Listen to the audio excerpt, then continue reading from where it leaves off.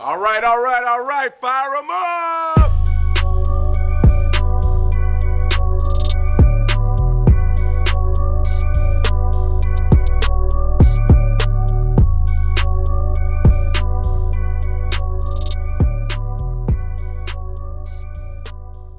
What's happening, everybody, and welcome to the Genre of Your Life podcast, a podcast that defies gravity of being your favorite and go-to entertainment podcast, and a podcast that wants to buy WBD, but we need your support. So help us out here. Help us help you.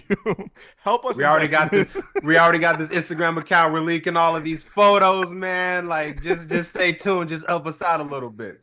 You know, Indiegogo, GoFundMe, all of that. All of it. Make a wish, the whole shebang. But I am one of your hosts, of course, Doug Jones. With me, as always, are my amazing co-hosts and two of my best friends. First off, it is the recently happily married man. It is the amazing, incredible, wonderful, it's Mr. Nick Johnson. What's going on, Nick?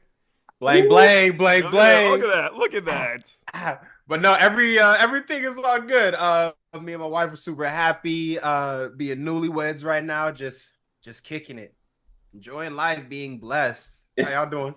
Well, congrats to you too, man. We're really proud of you, man. Congratulations to you and Kaylin. Thank you. And next but not least, married to the game, and soon to have a 70mm IMAX, hopefully in a month. It is the incredible, wonderful, amazing Mr. Moses Lawi. What's going on, Moses? That's true. Got you stumped. I got him stumped, guys. That's a new record on the podcast. Got him stumped before he can. That's true. I am very true. No. But I'm happy to be here, you guys. I'm happy to be with you guys. It's going to be a great one today. Looking forward to it. The funny thing, a few months ago, we talked about Nick's wedding, and Moses was like, "So Doug, when's your wedding?" I'm like, "Come on, bro. We're married to the fucking game, dog. Come on now. You know what it is." Married to these streets. No, I'm kidding. That's why I left. Not to the streets. This is why I left Chicago. That's why I moved out of Chicago for a reason. I'm totally kidding. But more importantly, you all are here. Welcome to the podcast. If you're returning to the podcast, welcome back. If you're new, welcome to the show. We are so glad to have all you here on this week's fun episode. Again, as of course, the housekeeping, you can find the show on your favorite podcast platforms, whether it's Apple Podcasts, Spotify, Amazon Music.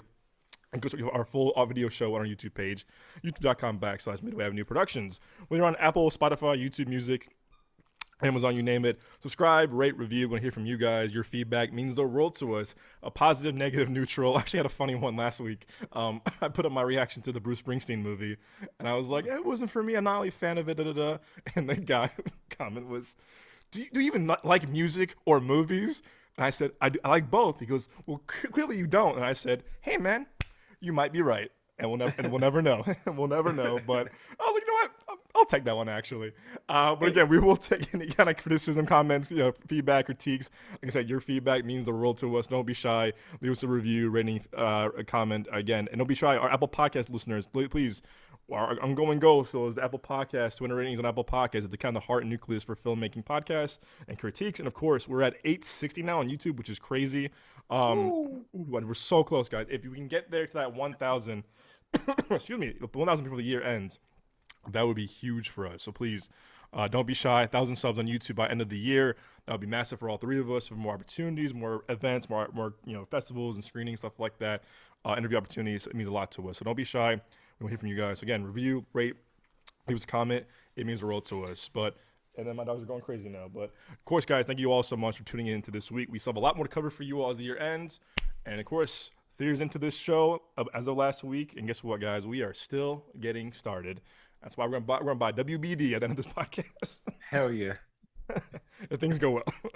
But of course, as we are ending the year, we tend to do our review, a recap of the year at the end, but our brilliant Mr. Moses Lawi had an idea to do a tease, and we're going to do our tease of our not our top 10, of course, but 5 of our favorite films of the year, and we'll give you all our full top 10 as the year wraps out.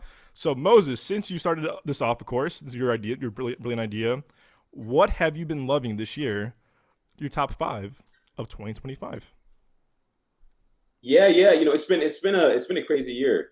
I feel like in terms of like watching movies and everything. And whenever I get somebody telling me that, there hasn't been a lot of like movies, that come out this year, I'm just like, man, don't talk to me, bro.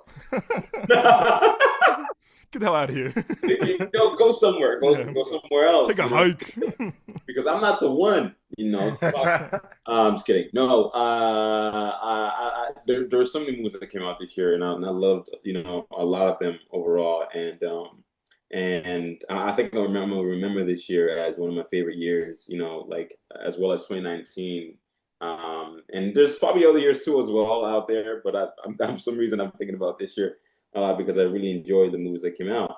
Number one for me, and it's gonna stay in the top probably like 10 for the rest of the decade for sure. As you guys already know, I've seen it so many times. I've seen it 5 times on IMAX. And yes, don't judge me. If you judge me, I don't know. Chicken jockey. It's Minecraft. Oh, you guys are funny. No, that's not the movie, but it is by the same production. It is by the same studio. It's Sinners. Directed by Ryan Coogler. Starring Michael B. Jordan. Haley Steinfeld, and so many other people that were in this film, and Miles Catton, and yeah, I don't know where to start about this movie. It really just blew me away with everything that they, when it comes down to the cast, the music and the time that it was shot, as well as the visuals too as well. And I always go back and I listen to the music over and over and over again because of how amazing that film was. And it was just well received, not just by me, but so many other people too as well. And it's in line to be nominated for the Academy Awards this year. But it's just, like I know it's a vampire, like movie and everything, but there's so much like meaning. There's so much more, like a lot of grounded materials, like in this film. I feel like, with the Irish, vampires too as well. It's like, like adding that layer to,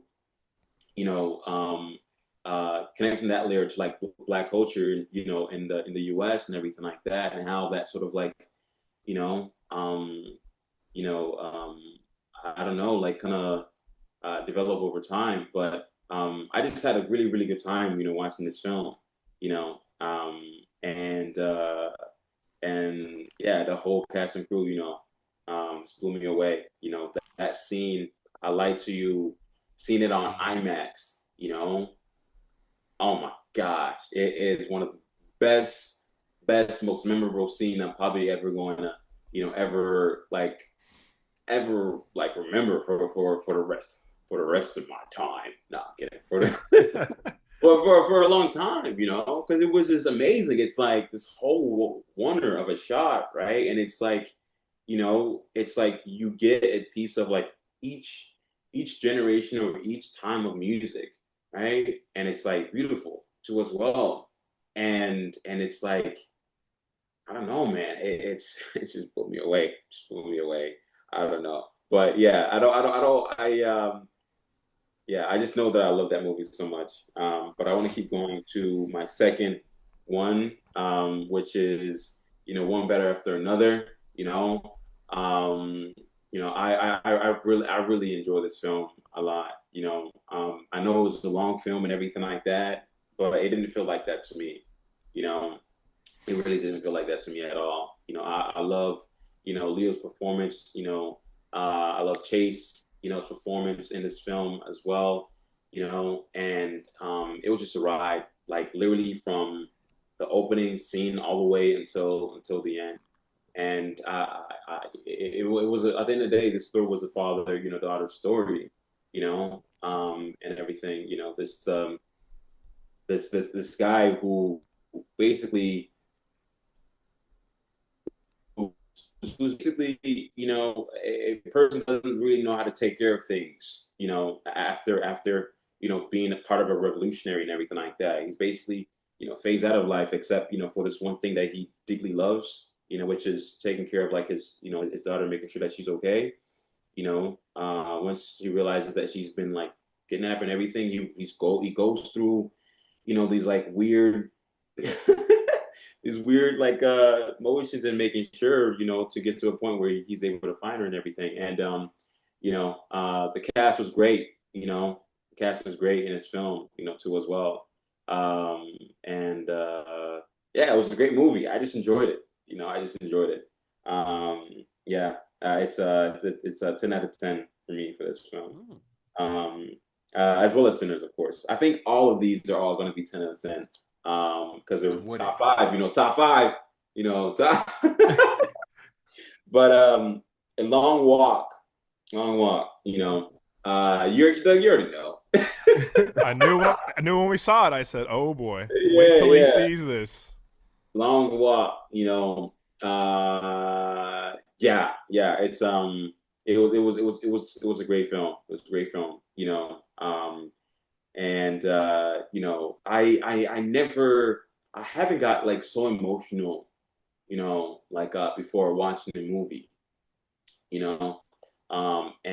And this film, like really got me there because of this brotherhood of a story that we got, right? Of these people who, want to basically, like want to win some money so that they can better their life, and the way they have to go through that is literally by walking, forever, and the last one standing basically wins, and the rest, are sent to kill off, which is just a very, very sad story. But you kind of learn a lot, and I love how the cast, the characters in the story learn a lot as they literally, have this long.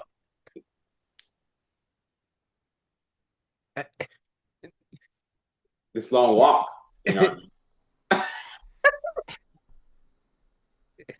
Yeah, no, it's I'm sorry. I was waiting for you to like. What, to keep going? Nah, bro, that was it. That was the whole fucking joke. Yeah, that thing. Yeah. That was it. I'm just like, oh, exactly. I'm just like a one phrase at a time kind of jokey guy. Okay. It's all good. It's all improv. It's all just on the spot. All good, bro. All good. But yeah, no, David Johnson, Copper Hoffman, those two characters were dynamite in this film. They were amazing, and everything. And I hope that, overall, like they will become like these like two amazing stars that, that are well known and like get real, receive sort of like a, like awards or whatever in the future, because they did a really good job in this film. Yeah, that is also top 10. That is also 10 out of 10 for me.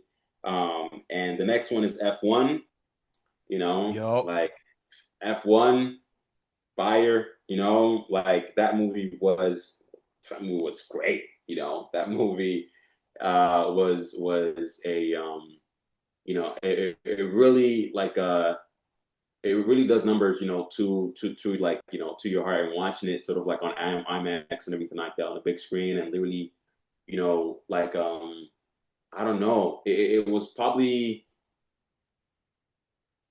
I don't know, I was completely locked in, from finish all the way to start. I mean, from start all the way to finish, and watching this film. And when it comes down to, Brad Pitt and why am I forgetting his freaking, not Damson Idris. What the? Oh my gosh. You're not a fan of this movie. What? You crazy. I saw this movie 3 times. I actually saw it twice. You saw it twice, but couldn't remember the fucker's name? Hey man, there's a lot to like go through, bro. There's a lot to go through, bro.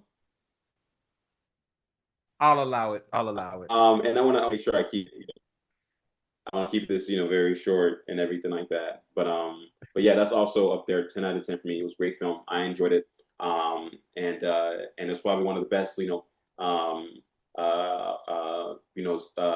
sports race car, films I've seen, for me. So, yeah, other than Cars, the movie Cars.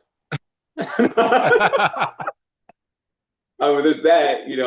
I'm fucking weak. I will admit that I didn't like. I enjoy Cars a lot more than I thought I was going to. Uh, It ain't got nothing on F1 though. It ain't got nothing on F1. no, no. It don't touch F1. It's close, but it ain't F1. It ain't F1. Yeah, I mean, yeah, It's a close race. A lot of people, Yeah, can say, nah, it was better, blah blah blah blah. But yeah, this and Talladega Nights are my top favorite race car movies. That's a good one. I haven't seen that. You haven't seen Talladega Nights, The Ballad of Ricky Bobby? Mm. What? Oh, you got to watch it. It is hilarious, man. I would definitely recommend it. I think you'd like it a lot. What? Oh, what do you mean? What? That's like 2000s classic, man, of like our generation of comedies. Oh man, that was like the peak of Will Ferrell, I think, too. It was. That was. Yeah. That's Chris Nolan's favorite comedy, bro. It is. He's not joking. It is.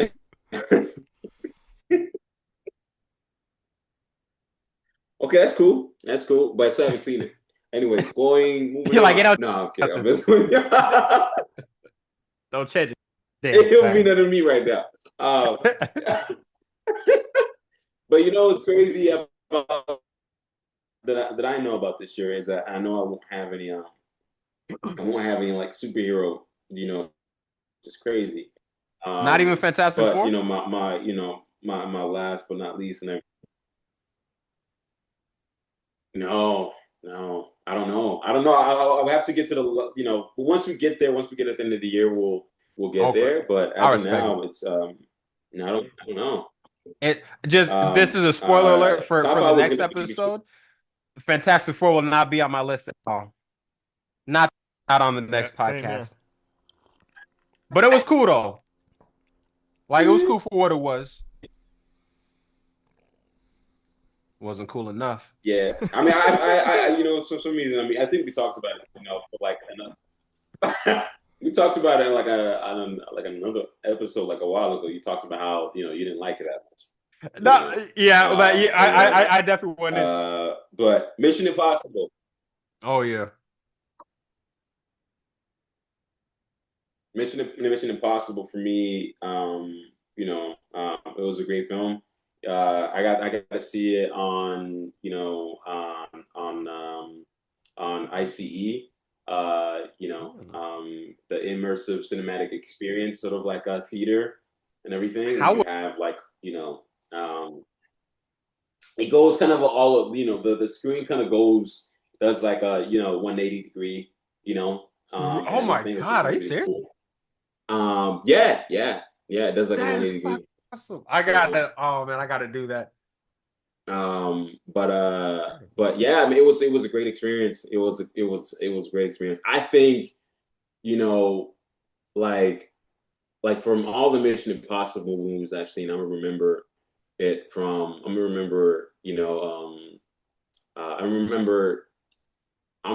this one as being as being my favorite. It's this and I think Ghost Protocol for me. Ghost Protocol is a banger. Yeah, Ghost Protocol was great. With Jeremy Renner and everything, it was great. But I really enjoyed this film. With Tom Cruise and everything like that, and it was his last hurrah too as well. And you can kind of feel you knew it was his last hurrah, and the whole cast was great. And I hope out of that Tom Cruise.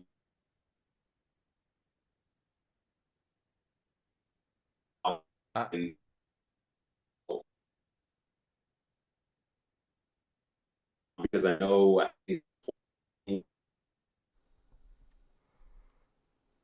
I think my computer's fucking up a little bit, Moses. You kind of froze. Can you say that again? Hey, Moses, you there? Oh, I think we lost you. Can you guys hear me? Oh, you're back. You're back. Yep, you're back. You're back. Doug, were Was you that getting fuzzy? that too? Yeah, 'Cause I was getting it too. I think you lagged a little bit. Okay. Oh, damn. Okay. You said Tom Cruise, and But then they got you. They got you. The Tom entity Cruise got in you. it, The it's entity like got you. I'm weak, man. He's like, Probably, come here, but yeah, Moses. 10 out of 10. They were like, what you saying, huh? They were like, bring that ass here, boy. Oh my Oh, god. bro. Yeah. But yeah, it was a great film overall. You know. Hell yeah, I like it. Yeah. That's it. Yeah. Yeah. Let me ask you though, just because we're talking about Mission Impossible, like what's your out of all the movies, like what is like your number one favorite stunt? Favorite Mission Good question. Impossible stunt? Oh, that's a good question. I mean, to be honest with you, like when I was watching this scene when he's on a fucking like plane, you know, like you look at that and you're like everything else he's done kind of goes out the window. But that the one when he jumps out of the out of the plane, the little I think it's that it's that like When he was jumping into the ocean? I think it's like a no, when he was it's the Fallout sequence with Oh, him. the Oh Halo my jump, god. No, that shit was yeah, the Halo insane. jump. Yeah, the No, Halo that jump. was a Yeah, damn good yeah. scene. They only had 3 minutes to Yeah, film it that just Halo because of jump like the was position of the crazy. fucking sun. That was one. Like, Dude, nah, the Halo jump. Yeah, I likes that. Oh my gosh. About That, to put that was this a good movie scene on. because like I don't have it here, but like the IMAX cameras, it goes like when he's on the plane and he jumps off, the aspect ratio like changes as he does it. It's really cool. changes to it all. It's Yeah, really cool.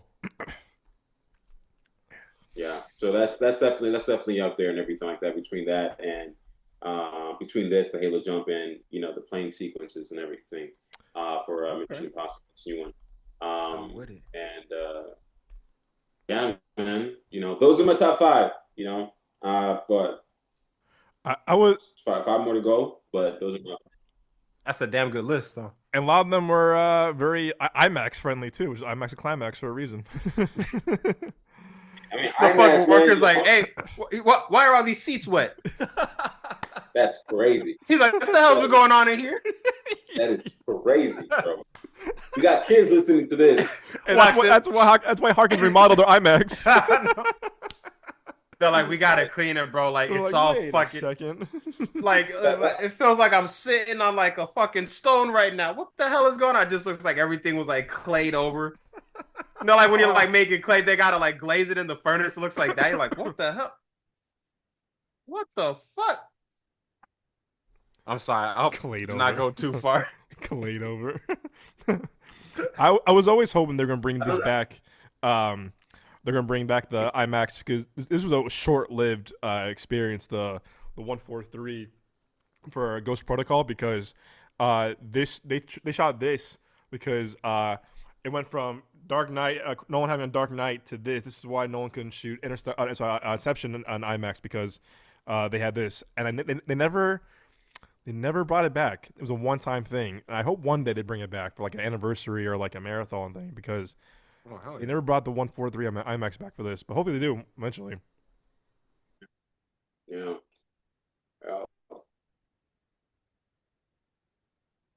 Am I lagging over here, guys? I want to make sure that I'm not. You're back. You're back now. No, you're good. You were a bit, but you're back now.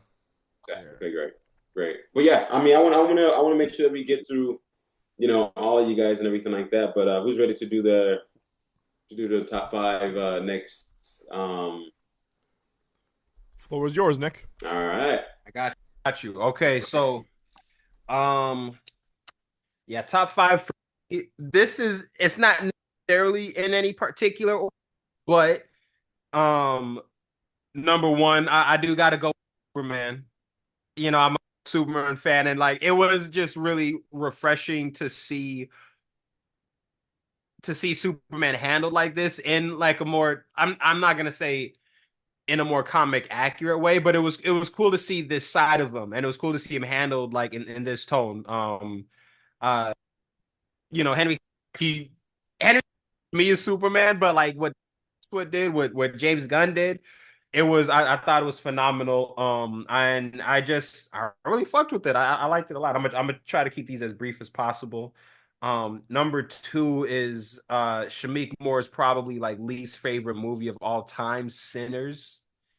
That was one I really like that movie a lot. I feel like Moses kind of likes, but I thought Coogler did his thing with Michael B. Jordan killed it. Like everybody just fucking killed it. And it was cool to see like a Ryan Coogler horror movie.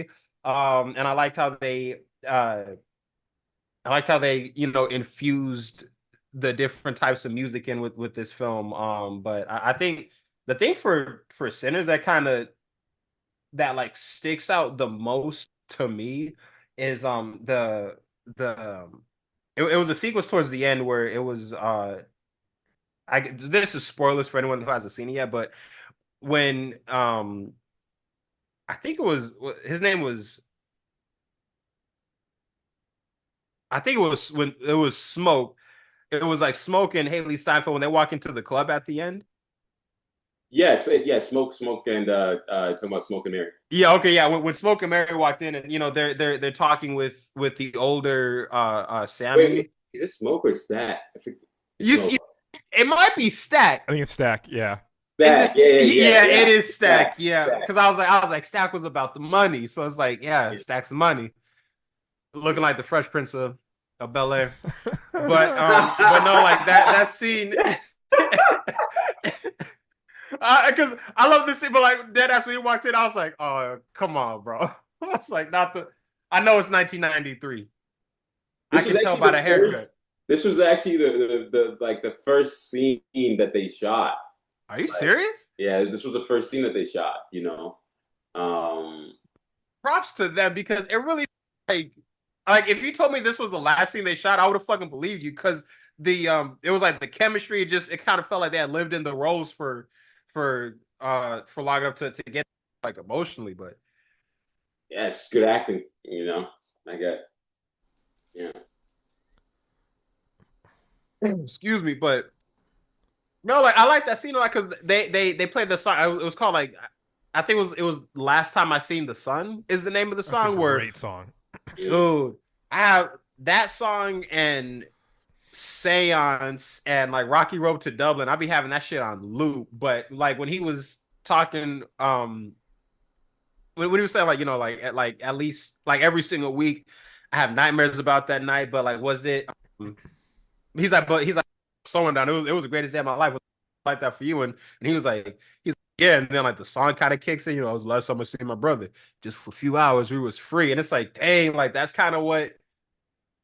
At least like that was like a big part of what I took away from the movie. Like it really was like them kind of being free in a bunch of different ways, free to sin, free to fuck, but kind of like that, just like the flashback montage in that scene. I'm like, damn, like it's so beautiful to me, and it is kind of like heartbreaking, especially this shot right here, bro. Oh my god, because it's like. Yeah, he's like, damn, that's the last time I see my brother. Like, bro, that was 60 years ago. That's crazy, man. But no, like, fantastic movie, fantastic film. Number three for me is number F1. That was fantastic. Same director as Top Gun Maverick. John, is it? I don't remember. Is it Krasinski or Krasinski? Yeah, I think it's Krasinski. John Krasinski. Joe Kaczynski. Joe Kaczynski. Thank you so much. I apologize for fucking up your whole entire name multiple times in one show. That is so sorry. Joe Kaczynski. Is it Kaczynski? You got it. Okay, Joe Kaczynski. I apologize, but no, like Bless Joe you. Kaczynski, he fucking like killed it. Brad Pitt, damage man, like Javier, everybody. I was on the edge seat the whole time, and just like the style of the movie, it's so sleek. It's like you kind of just the way that the two leads where it's like you can't help but just be like sucked into it. No Diddy, but like you got like Brad Pitt, and he's up there kind of like he's not like a washed up dude, but it is just kind of like, yeah, like if this movie didn't happen, but like the characters I was still going on, it's like, yeah, bro, you kind of missed your fucking shot, bro. Like you're a cool dude, but it's like, what are you about these days? And then like, you know, Damson Idris is just Brad Pitt when his character was young. You know what I mean? So it's like it's cool seeing that like their dynamic. This was the first project I'd seen Damson Idris in, so it'll stick out to me for that. Like I've seen the clips of Snowfall, but man, he killed it. Pardon me. Number four, if I remember correctly, I want to say it's together. It's together, and maybe that's I just married, and like it kind of deals with certain themes of being in a relationship. Like, oh god, that's a nasty poster with the fucking lips. But no, it's like I think someone asked me like, what's it like being married? What's it like being a newlywed? It's like this, but instead of the fucking body horror, it's more like lovey dovey, emotional. Like we actually each other. Like it's like two halves of the same, but you know, not disgusting and horrific like this. It's more of like an emotional, we fuck with each other kind of thing. You know what I mean? But I fucking love this movie because it's one of those movies like you watch it, it's like you can kind of like, you know, it's like this is like the surface. Oh my god. Nah, I need you to X out of that, bro. That is horrific. Ugh. That shit was about to make me divorce my wife. Crazy. I'll just get it. But no, it was like, you know, I like horror movies like that where it's like they kind of push the envelope.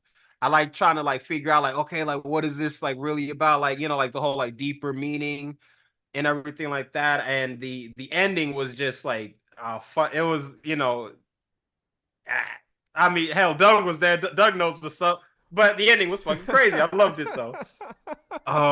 And then dang, my next one, it's a tie between two movies. I only want to say one of them. I'm gonna be a little bit different for because I'm gonna switch them.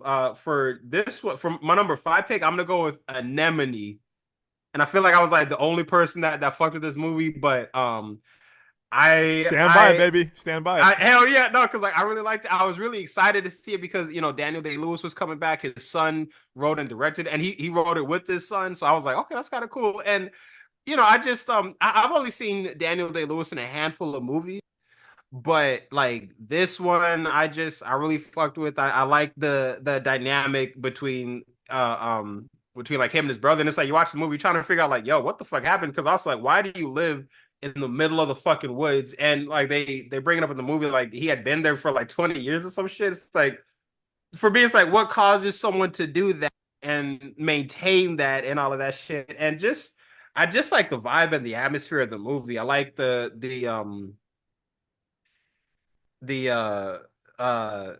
it's like a dark kind of not quite pensive, but certainly like introverted for lack of a better word.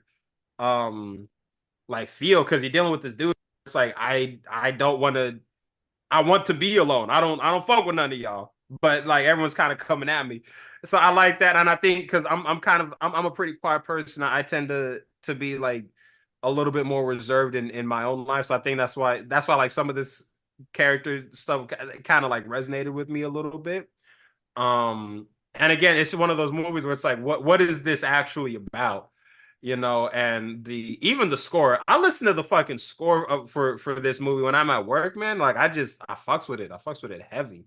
But yeah, Superman Sinners F1 together and Anemone. I like that. It's a And very, yeah, Anemone. a very. The only thing I feel bad for this movie because it kind of came and went, you know. Yeah, no one fuck. Like I'm like, it's good. At least to me. But... Hey, at least to you, that's all that Yeah. matters, bro. That's all that matters.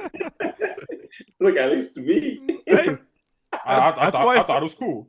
all film is subjective. That's why we love movies because you never know. You might like something, and someone else might like. That's the beauty of movie making, right? Exactly. You stand on business, right? Hell yeah. Alrighty. So for me, let me pull up my letterbox real quick so I have a reference. Um, I'm gonna do one that has not left my top one since I saw it back in February, and I'm obsessed with this movie, and that is Companion. I love this movie so much. I even had the poster for it. Yeah. Why do you love this movie? I want to know. I'm actually like, because I've seen the movie and everything like that. I'm just like, like, I want that.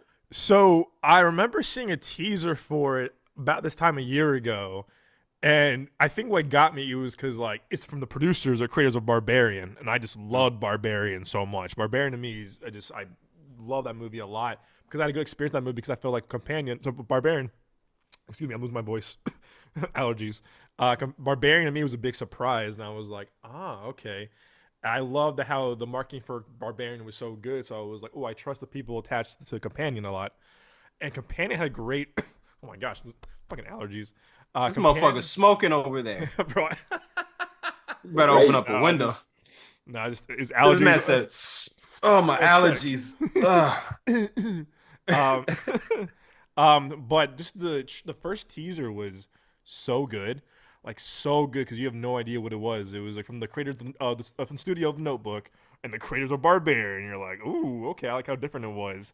It's a great first teaser. You knew nothing, and then our friend Seth saw it really early, and he was like, "Yo, movie's fucking awesome. The less you know, the better." And I was like, "Great."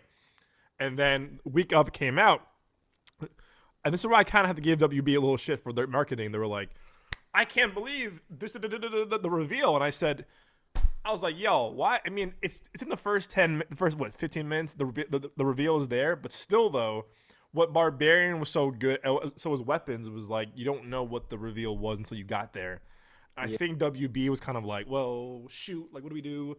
And they revealed, like, I don't want to say even seen it yet, the reveal of, like, who a character is, and I was like, yo, like, come on, whatever.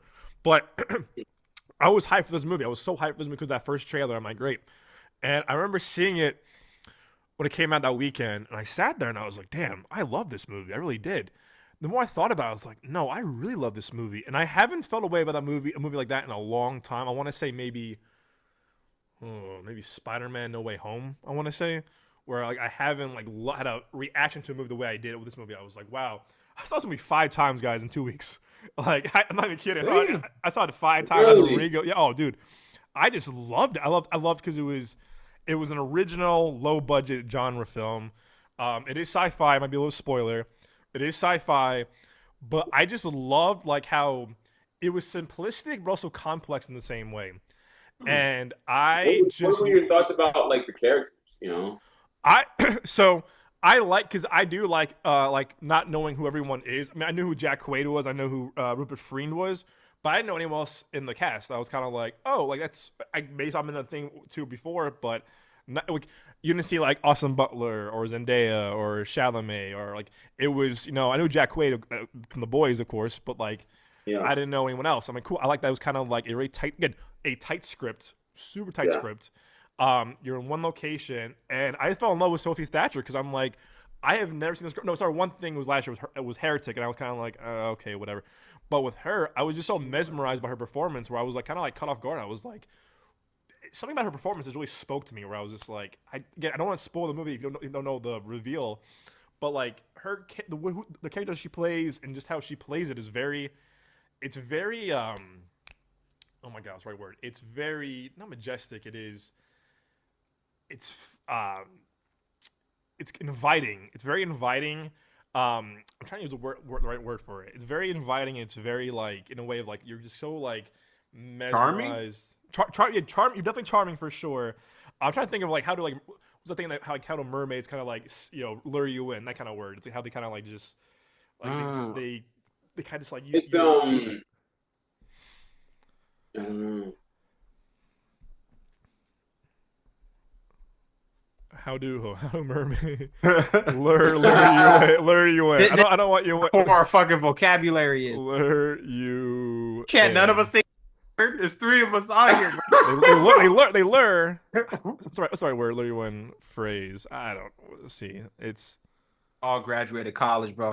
3 of us can't come up with one word. Hypnotic and enchanting. It was very enchanting, hypnotic. And maybe enchanting. Enchanting sounds right. Yeah. I'm with that. Yeah, vocab level 3, everybody. Duolingo's going up.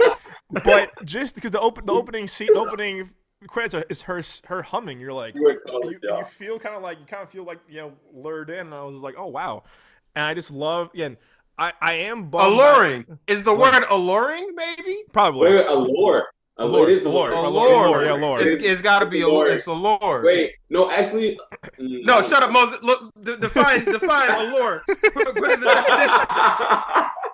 Wait, I can. A definition. No, I don't think so. Wait. Yes. Okay, Nick, yeah, okay. Got it, yeah. Yeah, that's what it. Yeah. Look, this man got married. This was a team effort. This was a team effort. I made a movie called Allure, so. Then Moses, you should have been. Yeah, what's your excuse? No, I'm kidding. It was very alluring, and I think right off the bat, when you hear her hum through the New Line Cinema credits, and you hear her hum, you're just like, I don't know, it just got me for some reason. And I wish I didn't know the twist, the reveal, whatever. But there's a cooler one. There's another cool one down the road, whatever. But the more I thought about it, I was just like, I love this movie, and I saw it legit. I remember I saw it twice that same week. And I saw the week after, I saw that boo-boo ass awful Flight Risk, and I was like, oh god, the movie sucked. And I was like, what's playing right now? I need a palate cleanser. It's playing in 5 minutes. I'm like, thank you, Regal Limited. I walked right in the theater to the third time, and I was like, I love this movie. And I saw it again that same week because I was just like, I just loved it. And then I think I saw it one more time before it left. It left my theater because it was short lived because it didn't do too well, unfortunately.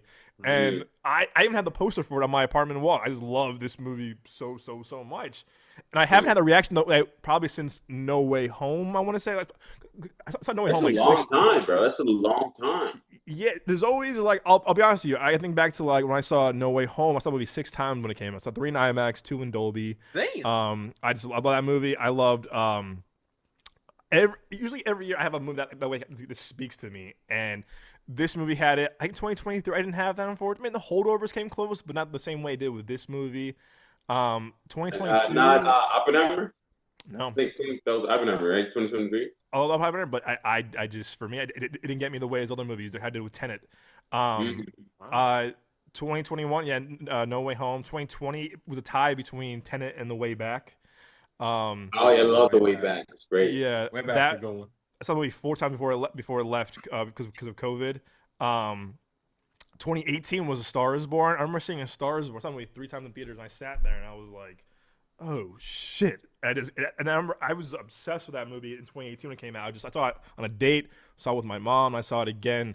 I think by myself at the AMC by us on Mill Avenue at the time, and I was sitting there. I'm just like, it just spoke to me. There's certain movies once.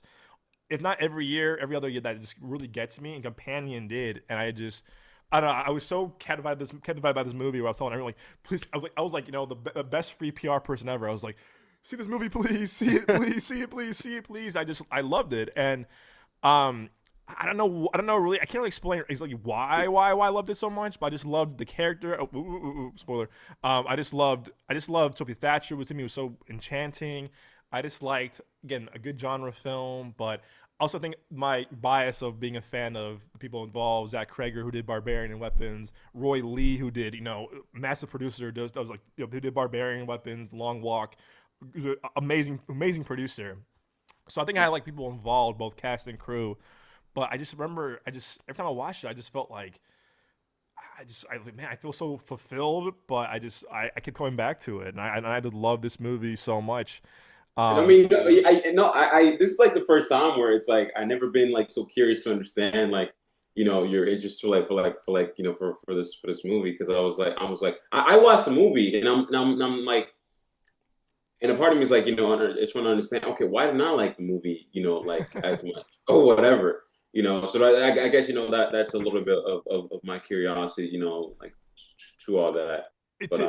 To Nick's point is her performance really allured me in a way of like I can't. There's certain performances where I'm so allured by certain performances and certain people where I'm like, wait a second, and she had that in this movie, and I was just like, oh man, and the more I watch it, the more I love it, and it was, again, I haven't seen a movie that many times in a theater since No Way Home, so I was like, wow. So I don't know. Was this the first movie you'd seen her in? No, I saw her in. I didn't like Heretic personally. I thought Heretic was very overrated. Okay, because I just got HBO Max. I just put Heretic on my watch list. I think you like it more than me. I think you're not kind of Okay, like the together and then me situation. I think you like it more than me. I thought it was just fine. I do People like were like, Together. people were like, "Oh my god, best A24 movie ever, best A24 horror movie," and I was like, "It's alright." I was Yeah, like, whenever I hear like, "Oh, this is the best movie of all time," I'm always like, I don't know. One, because like, nah, I'll check it out. But of all time, no, it's yeah, like all the other times ain't even happened yet. How you know that? You it's feel a me? bit And it's it's like, it's a bit blasphemous, you know? yeah, it's kind of like that's high praise for some shit that just came out. Yeah, right, exactly, and that's I feel the same way about certain movies. Where I'm like, okay, just it just came out, like we're like, oh my god, it's like, take a second, Yeah. but no, I love this movie. Again, it's surprising how it's still been on my number one since the year began. Again, it came out in first weekend of February, um, and I just captivated by this movie. I thought it was funny. It is super violent, but there's a charm. There's a very charm. There's a very it just grabs you, and I said, I mean, I remember buying that poster for my apartment. I'm like, I haven't bought a poster for a movie that I just saw recently and like probably ever. Maybe since. Oh, I think back to this movie and 2049, Blade Runner.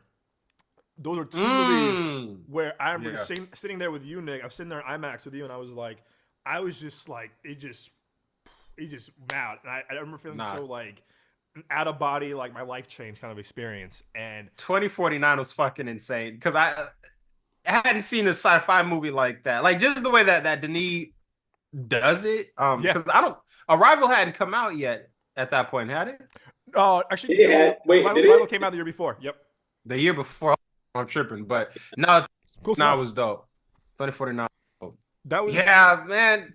Ah, Denis. It was Yeah. just I remember sitting you doing IMAX, even though it was 3 hour movie. I remember seeing that. I remember when we were in the middle of that at IMAX, and when you hear the cars and the Hans Zimmer, and then you Yeah, driving bro. in, it just The that seawall yes, track, like where he's fighting love at the end. it's I so like good. that. I Dead ass fucking Spotify. I have it like in my like songs or whatever. I just be listening to that shit for fun. That movie, that seawall track is, it's so that movie is so good. I had that poster for that in my apartment. I have the coffee table book. I have the vinyl. Like I'm obsessed with 2049, and I had the 4K Steelbook. Like I had a hunt for that movie. That movie was hard to find on 4K, but Bro, that I movie is one of the greatest, sci-fi films like that I've seen like in our generation. You Dead know, ass, it's a bro. perfect movie. um, It's a perfect it's movie. Dude. it's a great movie. I mean, it didn't sadly, it didn't do well or whatever it is, but it's one of the like best. I don't know. Like I never saw a sci-fi movie be that grounded before. Yeah, Mhm. Like it's yeah, yeah. I started reading the freaking comics. oh Like I think They got comics. yeah, they got comics, bro. They got comics. I mean, it's based off a book originally, but I forgot it was based off a book. Okay. yeah. Yeah. yeah, yo, Nick, you will love. I just read through the whole entire. I think I read like all the volumes through this one comic called Blade Runner Origins. You would love that comic. I read Okay. it through. Where Um, can you get it?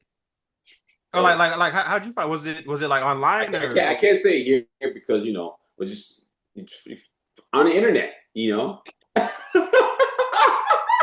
know what? I'm not buying what you're fucking selling, Moses. I'll have no no, part of this.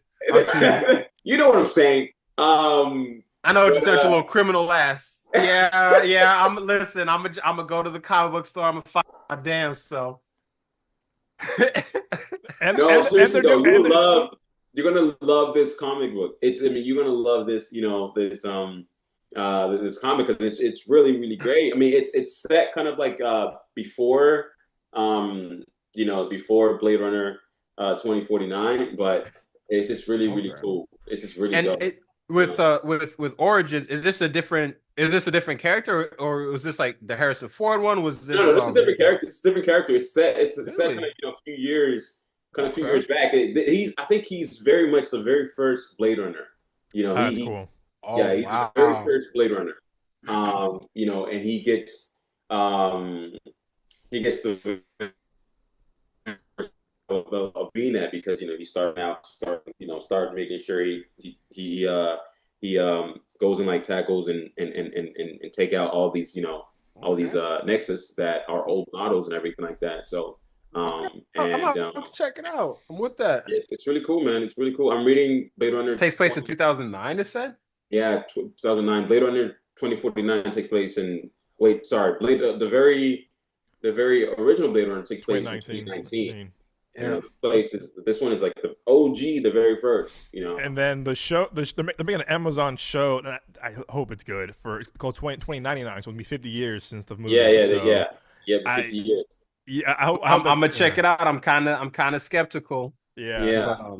Looks like they got Michelle Yeoh. Even with kind of maybe just good looking beautiful brunette women. But I remember seeing that. I remember watching Ana de Armas in 2049, and I was like, oh my goodness. It's just very eye pleasing, the whole entire movie. And especially just like the shots of the city where it's like it just kind of sits there and lets you like take it all in. Pause. Yeah, it's like one of the gorgeous things in history of cinema. Or I don't know. But it's just really, really and I love how we sit in every single sequence. Yeah. 2049. It's like Denis, sits on every frame. He lets you look at it. He don't be rushing the shit. Especially for this frame here, he literally lets you he's like, look at it. He lets you marinate in it, bro. Yeah, he lets you think about the shit a little bit. This scene, like that. This scene, I love. This is on the 4K, the Steelbook. Oh, that sequence when he's getting out of the car. Oh dude, gosh, I need that jacket. I need that fucking jacket. And that's fucking also Roger Deakins too, for being one of the best DPs of all time. Roger Deakins is retired now, but Roger Deakins, he really was like, I'm gonna win that goddamn Oscar. Yeah, this is the one I have. I had to hunt this one down when it came out. I looked for this movie everywhere. This is the Steelbook I want. That's crazy. I'm about to get into Steelbooks, bro. You're fucking making me. I need that. I had to hunt this one down, bro. This is my most prized possession. This is my Lord of the Rings ring. This is my most prized possession. I had to hunt this one down because I got collecting when we were in college, and I was like, what are Steelbooks? What are 4Ks? And this one I wanted. I had to look for months, and I finally found it. I love. And what makes me kind of upset too is that they never put out the IMAX version of this movie, which pisses me off. So what a waste. I know, and we haven't got a re-release of this movie ever in IMAX. So come on, Harkins, AZ Mills, Warner Brothers, Sony, please make this happen. Look it up. Because I remember sitting there, Nick, opening night with you at the IMAX, and I was sitting there, I was just taking I was transported where I was like, what the fuck? And I just, hey, that's a lie because I have Blu-ray. There's no IMAX version of the Blu-ray. But it just was. It was if you missed it in IMAX, it was just. I mean, it was one of the most out of body because it was a custom-made print that they sent to the theaters, and dude, IMAX was just life-changing. So I think back to Companion where it's like, wow, I was again had that same kind of out of body experience where I was just like. It just spoke to me. So anyway, Companion's awesome. It's on HBO Max. It's a phenomenal movie. It's an original movie that I always champion for. Number 2, surprise, surprise, like you, up there with you guys, is Sinners. Yep. Is Sinners. Hell yeah. Now this is an out of body experience for me. I get it. I get it. And this is why we champion IMAX, man. This is why we're champions of IMAX. We advocate for IMAX so much because again, what he did very well was that he used his resources. He used Chris Nolan, of course, used IMAX and 70mm film, and it's like Ryan, and also too, I think Ryan Coogler, to me, this was his first really original movie. Again, I love Fruitvale Station. It's hard to watch that movie. Creed, obviously, is a spin-off sequel. Black Panther is a franchise movie. So this was his first really original movie because he came up with with based on true stories or franchises. So it was cool to see how he used his launch pad to get him here. And when this came out, I was telling you guys this too. I was like, I want to see him do more. Again, I love Black Panther movies, and I love Creed, and I love Fruitvale Station. He's not made any bad movies, which I give him so much props for. But after seeing this, I was kind of like, listen, I want Black Panther 3, as we all do, but I got like, man, you have an itch for original filmmaking, man, and it worked. I mean, the box office, the IMAX, him breaking down all the formats, like, it worked. So I do want to see him do more of a Tarantino route, a Nolan route of, like, do original stuff. I really do think after he makes, I think we all know that Black Panther 3 is the next film. I think after he makes that, I think he's going to go into that, literally making original films, or even just tapping into that world of, what Christopher Nolan and Denis is doing and everything like that, those guys. And just from this movie, I think he realized that the audience wants this kind of stuff, things that feel new, that are massive but are new, essentially. I don't know why we went to Facebook. But I know why, because I have a cool story. Because I saw Ryan Coogler before he got the job for Black Panther. Sorry. Hey, oh wow! It's you guys. I know these guys. I'm on Facebook as much anymore, so this is like me. This is like whatever. I took my dad to the premiere in Chicago, and there's Ryan Coogler. Yeah, this is my old iPhone 4 quality. Oh my god, that's crazy. Yeah, you told me about this. Yeah, that's crazy. There's Michael B. Jordan, Tessa Thompson, and there's Ryan Coogler. This is right before he got the job for Black Panther. So someone in the audience was like, "How about Black Panther?" He goes, "Oh man, that'd be crazy. Who knows?" And then he got the job. Oh man, I know exactly. He'd be like, he was like, "Oh man, that'd be crazy. Crazy." Hey, so, man, who knows? The next day when the news drops, the fans like, no, it was that quick. It was like the same week or month, and they were like, "A Black Panther doing from Creed director," and I was like, "I just saw him about a month ago." I'm like, "What the fuck?" And so it was so kind of like, "Oh my god." Sorry, Moses, you were saying though. My apologies. No. I was just mimicking Ryan the way he talks, no, man, like yeah, man, it's crazy, man. I really had I'm being like legit, like for real. I really had like outer body experience when I was watching that sequence. Like I lied to you, like, especially that sequence. I really, when he hit that note, like at the end of that song. And then he points, and it kind of like transitions to like a guitar. No, when he hits that note, right? And then he kind of like looks up, into like the roof, and the roof starts, like fucking burning. It starts down. Yeah, it starts burning and shit like that. Like that moment, man. Like my whole entire fucking like body was like, I really felt. It was crazy. I really was fucked. Yeah. No, that shit. It was fucked. It was crazy. I fucking love that movie, bro. It's so good. Oh my gosh, it's so good. But that was a sequence that I was like, okay, I'm gonna come back again just for this sequence alone. Yeah. Oh yeah. But yeah. Anyways, was that? I lied to you.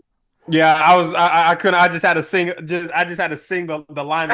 It's so good, and he loves his wonders. He loves his one shots. He loves his. He does. And he loves his one shots. I was waiting for that. I was waiting when I was watching the movie for the first time. I was like, I know there's a wonder here somewhere. Yeah, it's yeah. It gets better on rewatch too. I remember I saw this movie. I saw it in 3 times. I saw it with Nick opening night. Saw it again. I saw it again before I left because I just wanted to see it. I feel like with IMAX movies, especially with Nolan, now him, even Jordan Peele, where it's, well, I didn't see Nope in IMAX, but I did, but it wasn't the full thing. But or one bite after another. It's like you got to see. You have to see a movie. And my dogs are barking. Thanks, Brixton.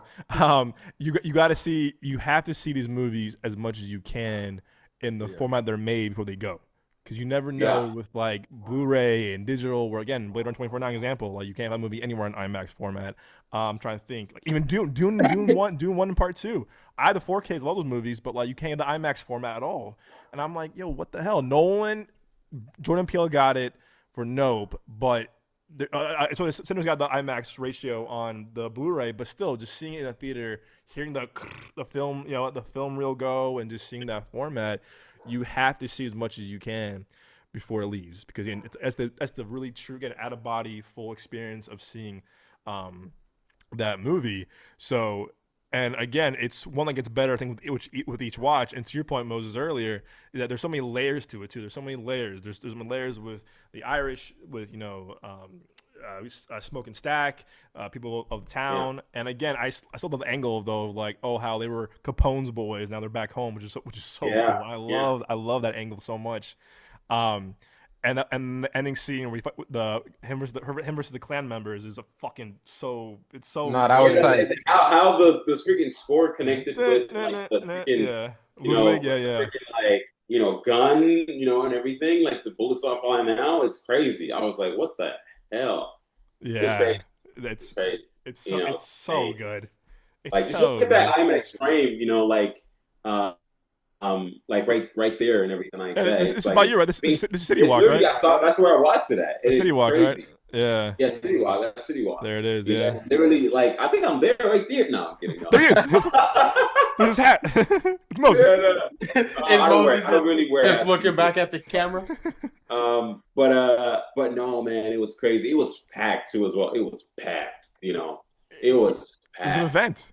You know, It was an original event film. It was an yeah, original event film, and that's why I feel like we need more. I mean, I feel like the marketing was good behind it, of course, but there's a lot of hype around this movie because it was Michael B. Jordan, of course, and it was Ryan Coogler, and it was just.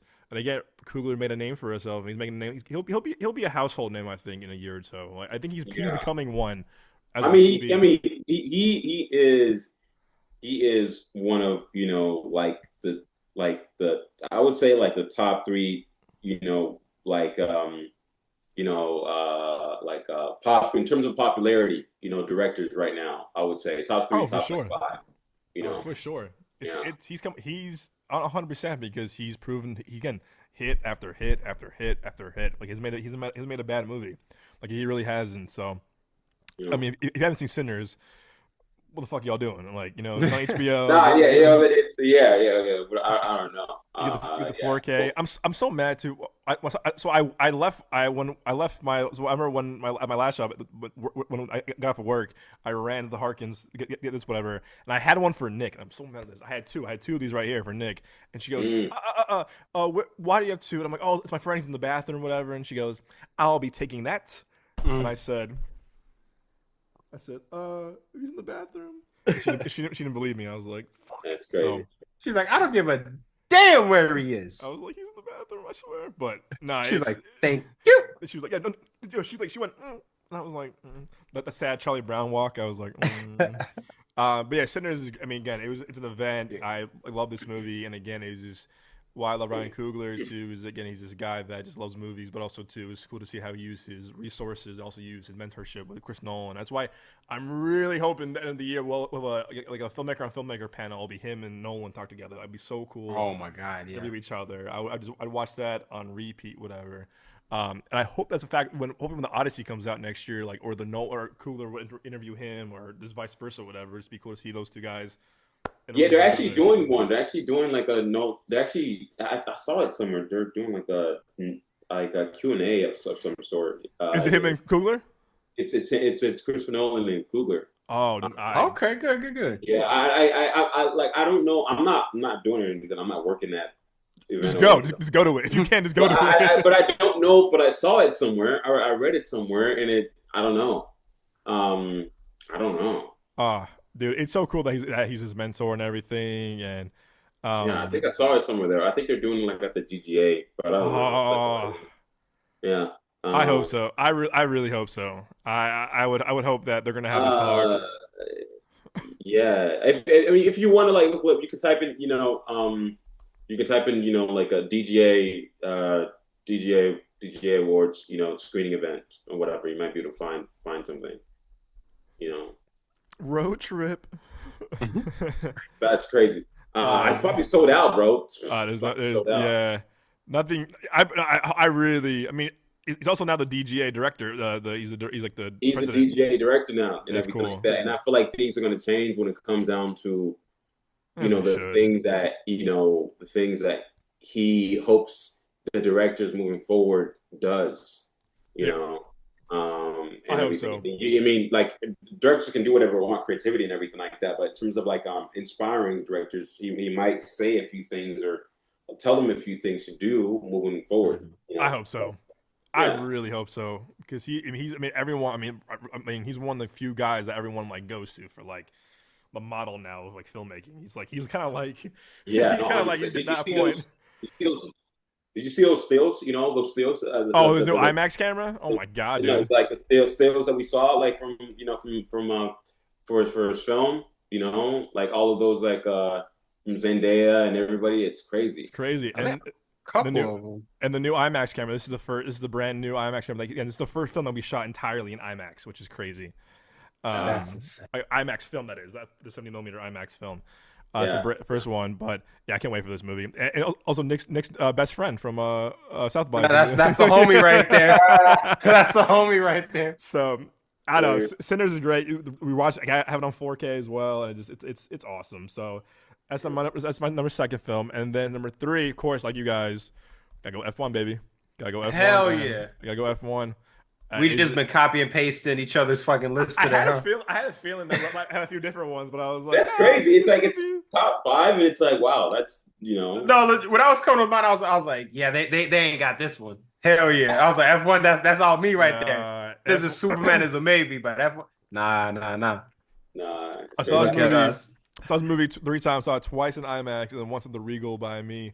And the IMAX experience when they're because that's why I love Kaczynski because I feel like with Kaczynski did with Oblivion, Tron Legacy.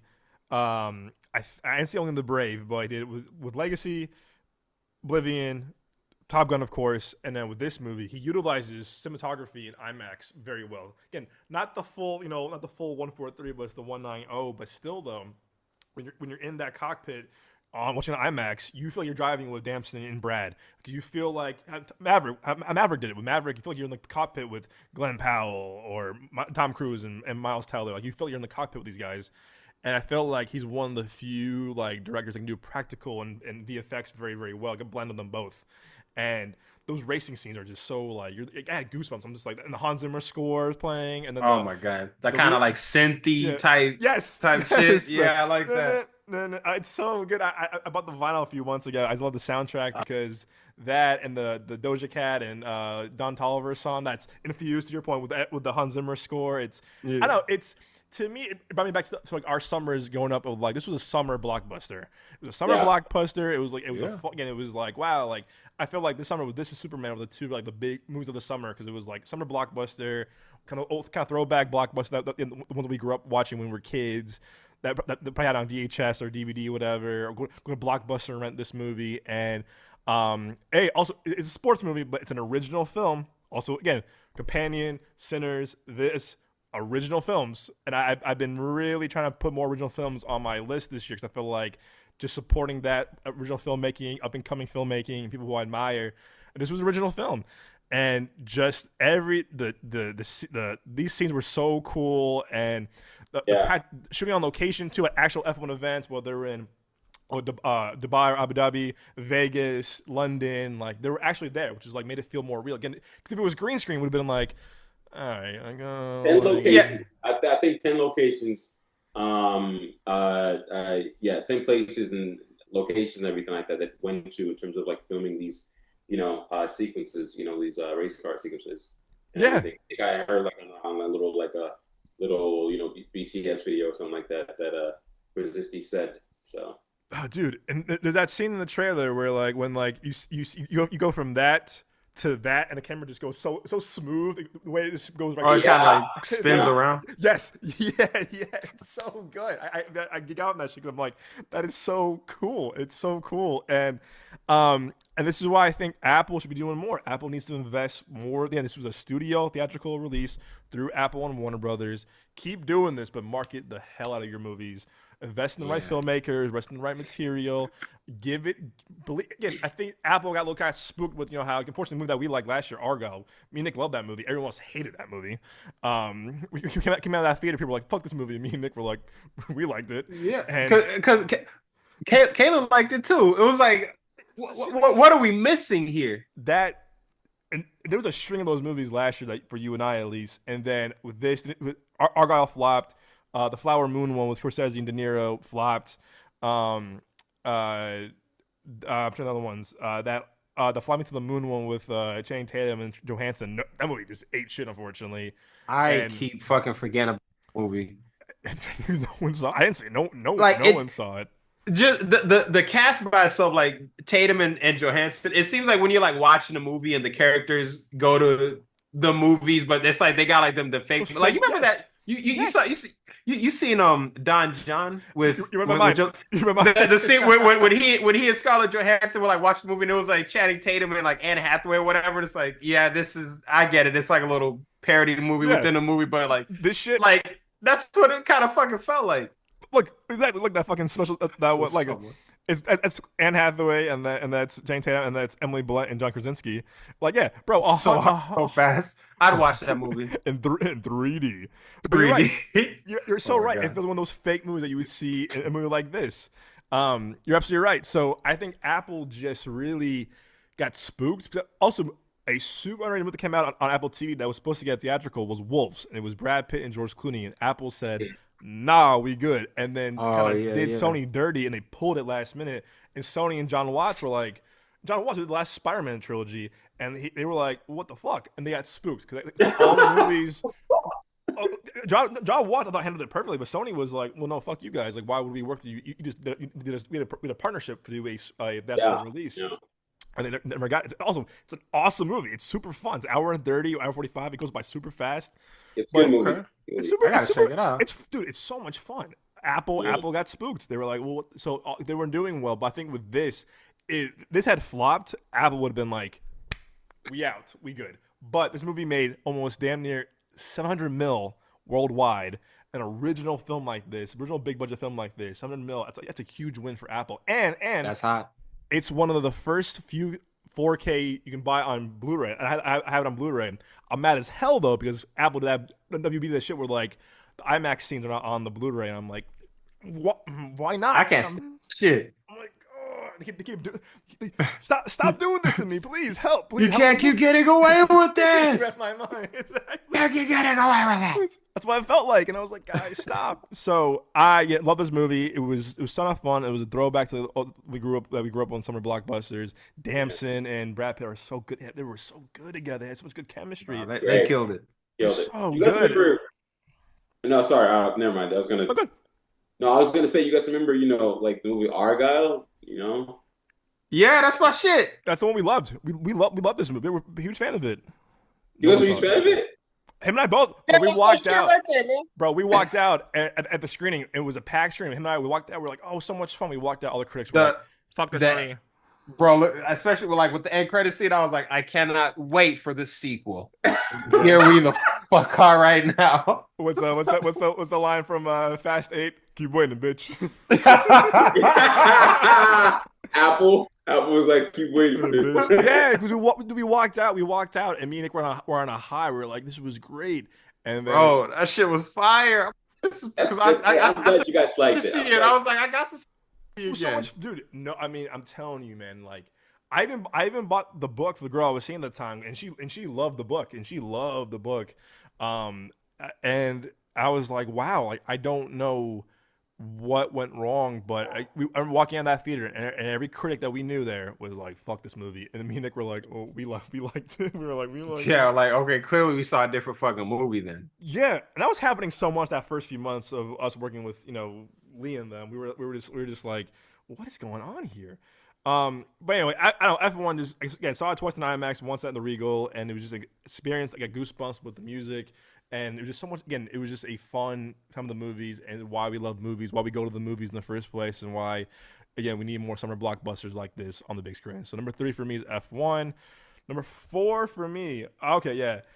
I got Weapons, actually. Weapons. Weapons is a good one, though. Weapons is a good one. Weapons, because this was when we did our last year for our most anticipated movies of 2025. This wasn't on my list because at the time, this had a January 31st, 2026 release date. And I was like, oh, we got to wait another year for this. But it tested so well with test audiences and test screenings. They were just like, nope, we're moving it up. And I'm really glad they did because I feel like it was a good kind of end of summer surprise. It was kind of like towards the end of the summer. Less things were coming out. And again, WB, with the success of what they did with Superman, this Final Destination, Sinners, like they were on a hot streak with marketing, and they marketed this movie so well. They didn't show the reveal or who was who, whatever. And again, being a little bit biased, again, like I said, Zach Cregger, who I just love a lot. Again, I was blown away by Barbarian. I was like, whatever he does next, I'm gonna watch. And I think we covered this on the podcast a couple years ago too, when the podcast began, was that he was one of the first directors since M. Night Shyamalan that had every studio in the business bidding over a spec script. A spec script. Yeah.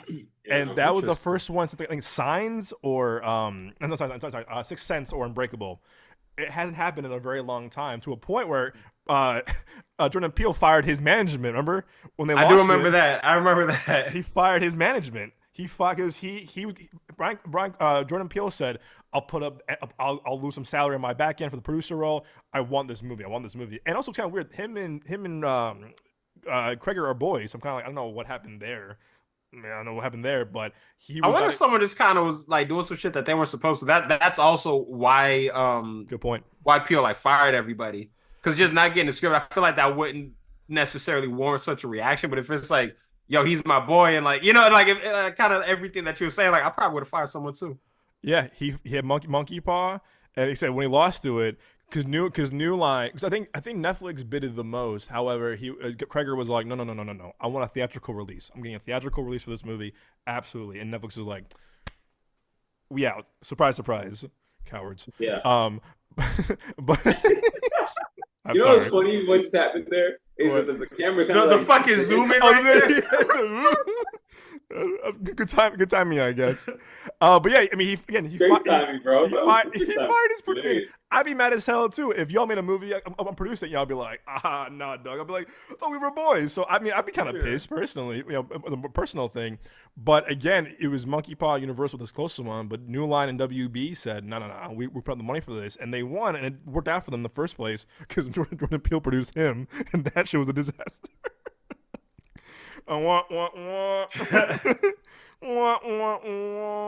Ironic. So, but with this movie, again, it's an original film. I was on the high of a Barbarian. Also, again, same production team, same producing team as Companion. So I'm like, I'm already 2 for 2 already. And I don't know, I love this movie because again, I do like the whole kind of like different kind of chapters, non-linear storytelling a lot in movies. This worked a lot of Prisoners, a lot of Hereditary, a lot of bit of Magnolia, a bit. And again, it proved that Zach Cregger has a lot to say with his movies. But also, too, is that every character had a chance to shine. Good or bad, of course. It was just very cool how he managed to kind of like, you know, have every character kind of have their moment to shine. And what was the mystery, whatever. And it's one of those few films where you're just intrigued of like, what's going to happen. And to me, the payoff is a bit bonkers. No spoilers. Is a bit bonkers, of course. But to me, I was kind of like, I was satisfied. I had a good time with it. And I saw this movie, I think, 3 times in theaters as well. And I liked it a lot. And I thought Julia Garner was good in this. Josh Brolin's phenomenal in this. Benedict Wong is, as you saw, is out of his mind in this, but really good. Alden Ehrenreich is really good. To me, also, I'm a huge fan of Alden Ehrenreich. He gets a bad rap because of Solo. That wasn't his fault. Yeah, he's a good actor. And Solo was good. It was just kind of like yeah, it's cool, but like it wasn't like a bad movie at all. And it definitely he wasn't even bad in it. So it does feel kind of weird that he kind of gets so much shit. I mean, his last big movie before this was like Cocaine Bear. Well, no, he had a cameo in Oppenheimer. Yeah, he was in Oppenheimer too. Yeah. You're right about that. But I don't know. I thought he utilized everyone well.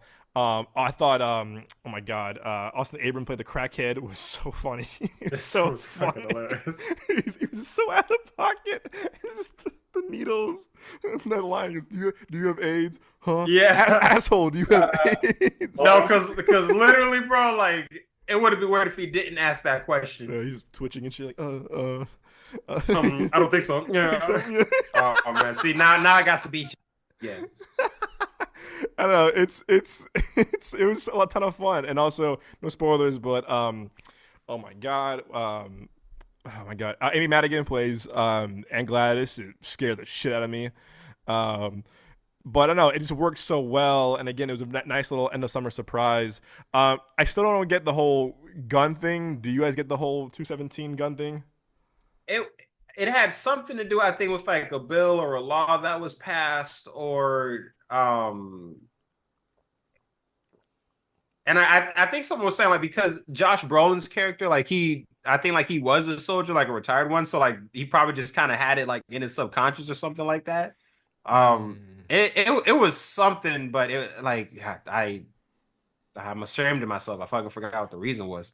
No, if you find it or do it, text me, dude, because I'm really curious about what it meant. I'm still kind of figuring out like what it meant really. That's one of the few things I was kind of like about. But no, again, also it's an original studio film, original horror genre film. Again, I just to me, I was so amazed that we had such amazing original films this year that were doing so well. I'm like, I yes. might be Moses. You good or is it frozen again?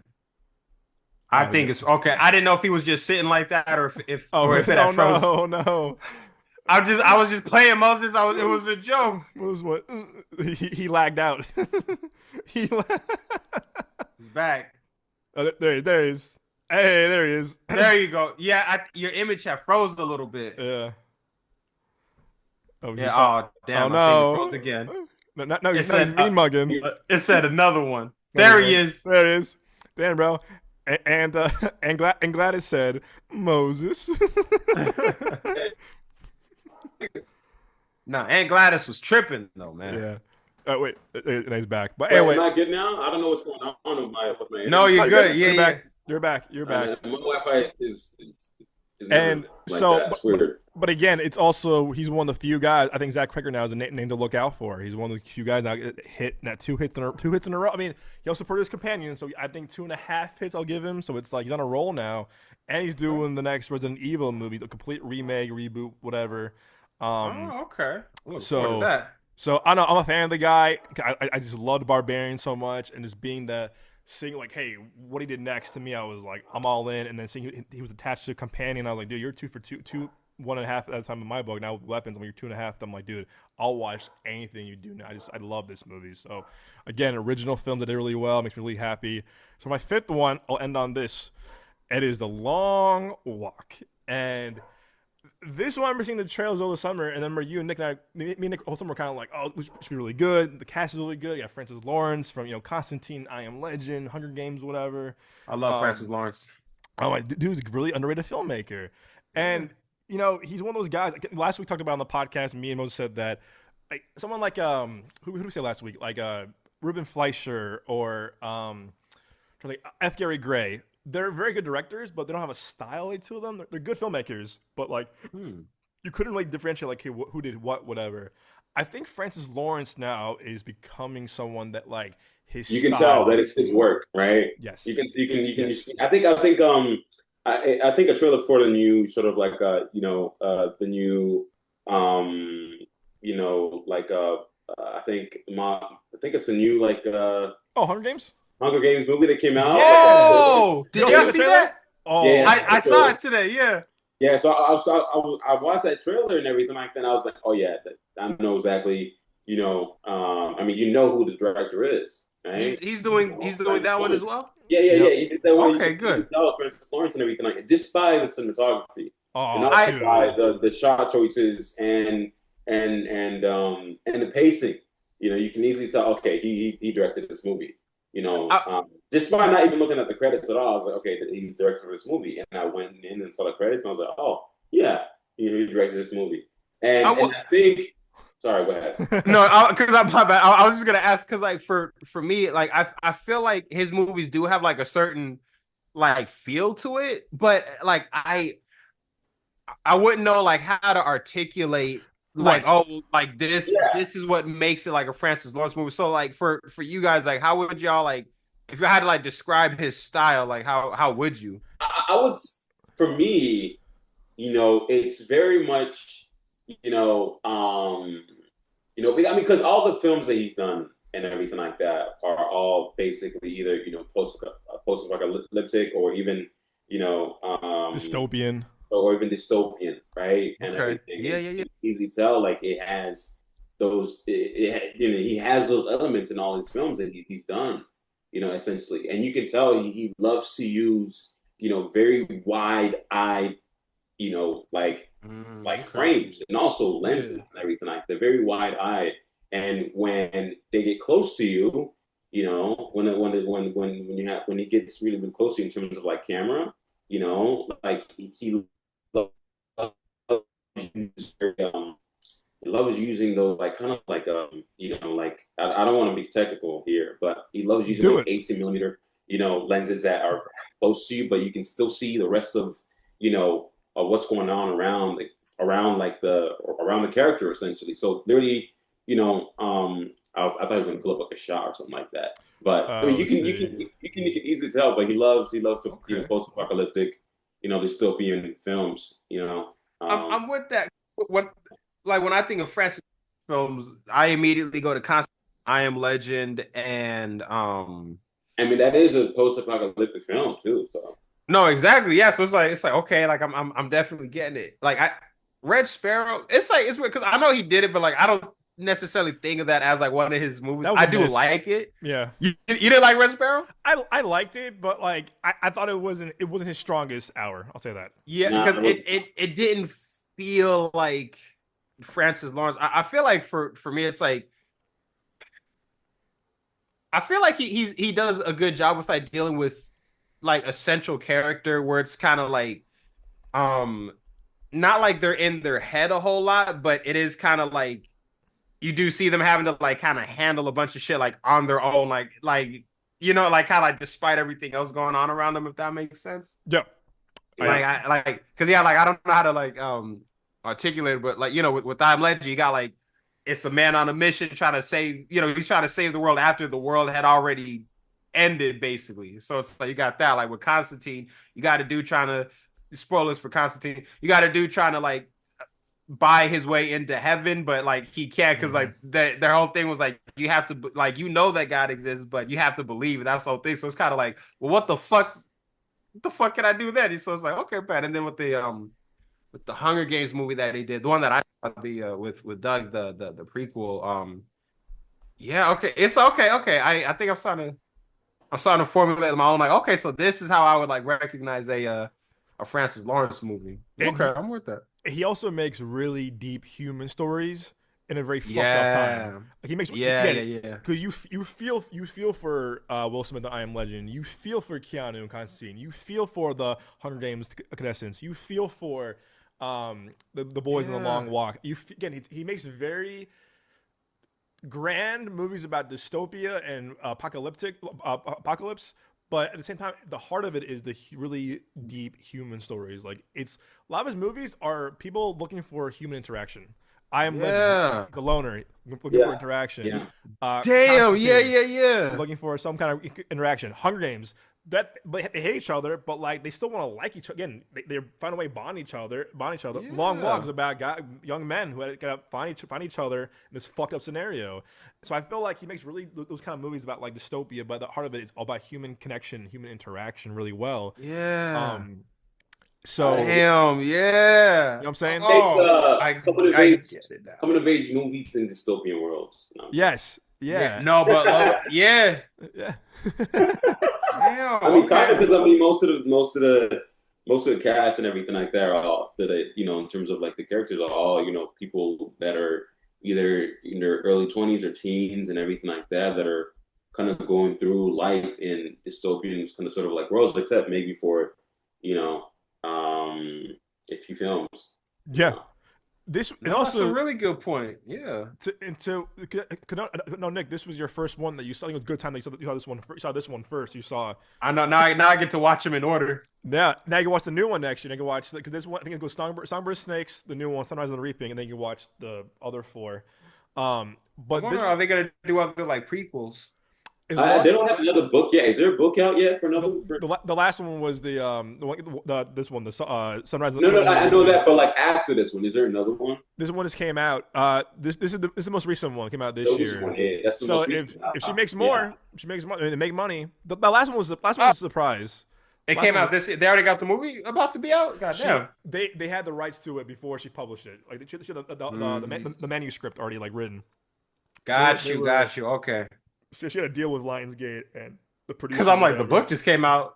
Yeah, published in March. Like, what the? No, I But think Francis Lawrence was saying that while she was writing, they were developing the script while she was kind of giving them like notes, and the script No, was yeah, yeah. So I mean, there's literally a trailer. I don't know if you saw the trailer oh, the trailer already. was fucking awesome. trailer was dope. It was Yeah, the awesome. trailer was great. Trailer was great. And I like this too. Again, this yeah, he's playing a young Woody Harrelson character. Again, it's not Austin Butler, it's not Timothy Chalamet, it's not Yeah, the kid from Black Phone 2. It's a new actor. It's a new actor. Like, again, yeah. cast unknowns and maybe cast people around him. Again, I thought Elle Fanning is playing young Elizabeth Banks character. Great Yeah, it's casting. great. Bro, Yeah. Oh, Glenn okay. Close. I was like, who the fuck is that? Okay, That's Glenn Close. because I was like, she looks like Glenn Close, but something just seems off. Yeah, the teeth.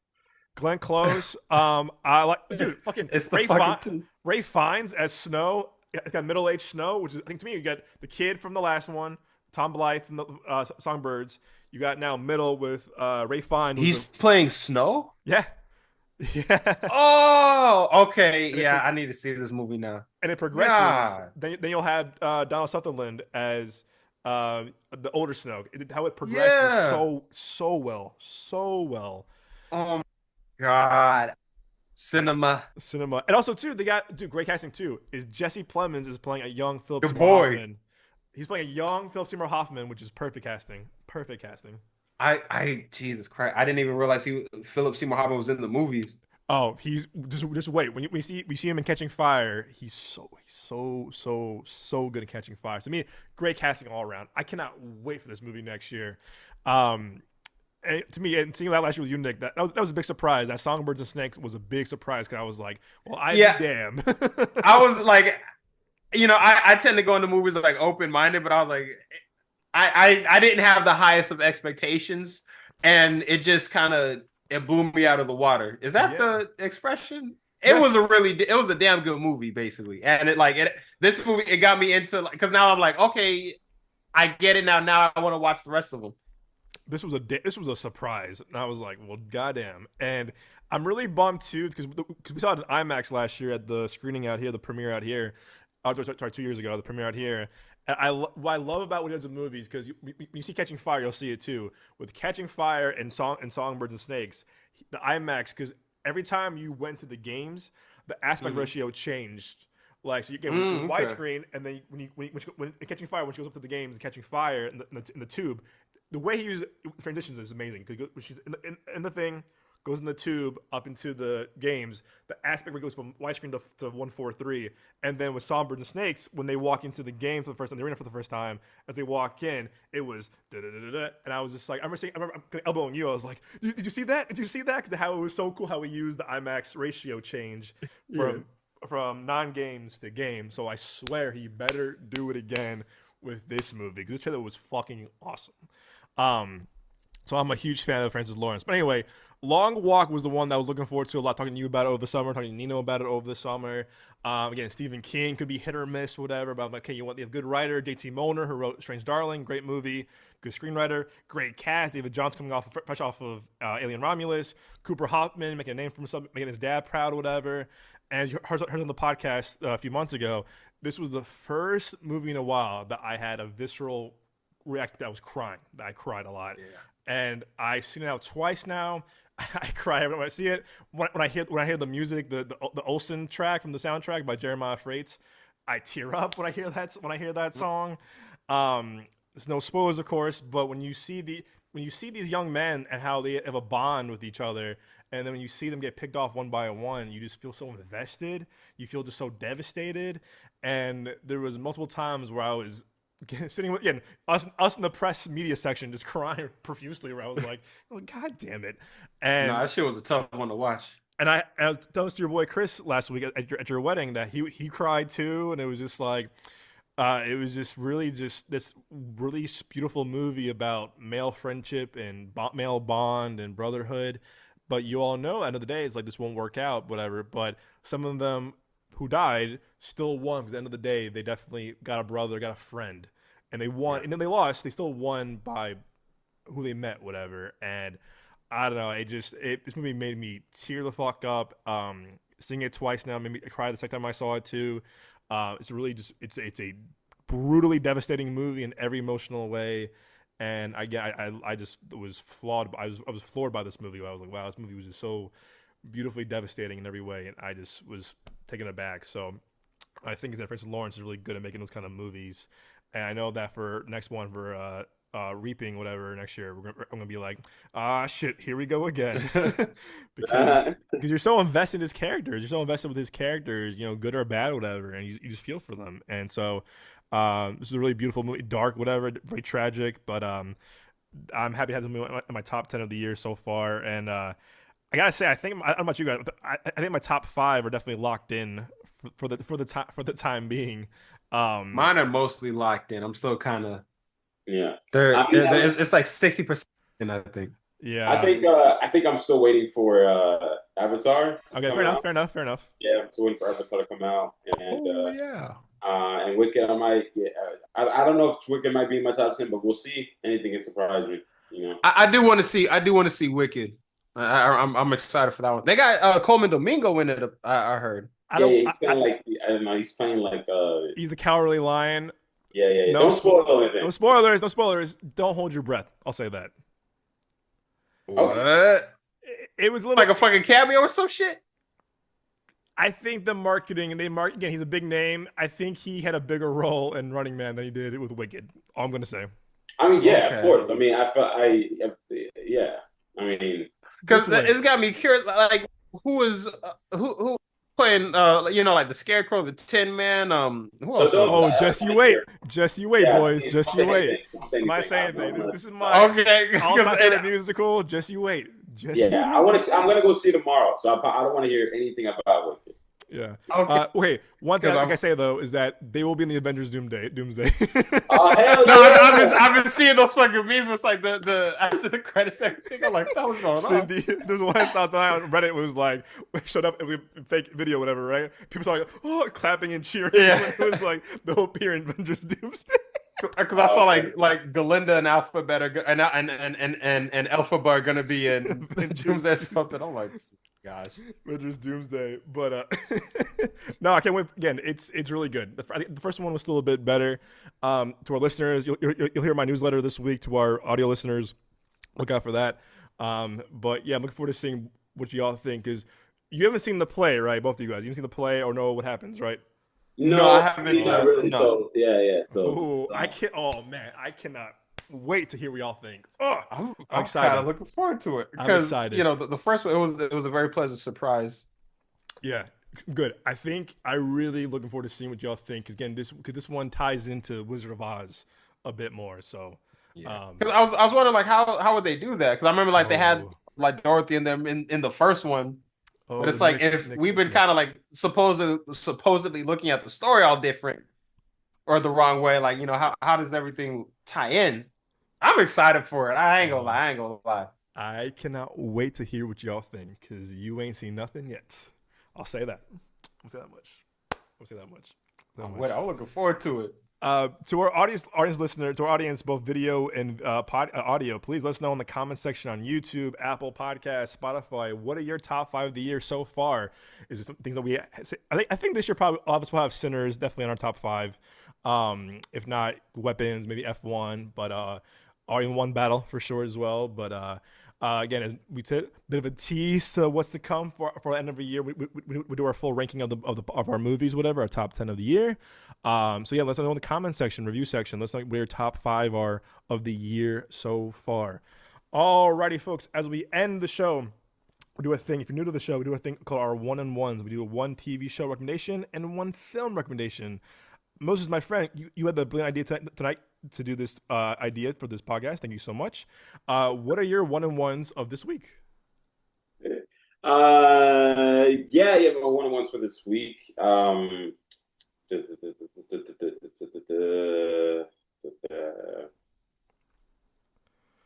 I would say go see this film called Sentimental Value. It's a very sweet, film about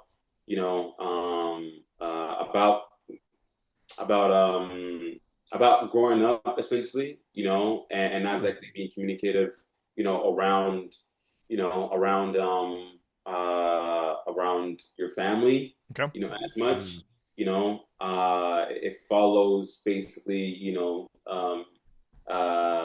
this girl, played by by Renee. I can never pronounce her name right. Not Zellweger. Oh, Renna Steve. No, that's not how you pronounce it. Okay, I was 100% off. Renaziv. Renziv. Her name is Renee. Yeah. Renee. Yeah. Hey, put that in like what's like Google pronunciation or something like that. There's Renata Ronstadt. I can't say it. Can y'all hear it? Hold up. I put it in. I put it in. They were like, "Fuck you." No. I was like, they don't pronounce it. Hold up. But I do know her first name is like Renee. Can y'all hear this? No. Hold up. I heard a little bit. Turn it up. They're saying it in her native tongue. How do you say it? How do you say it?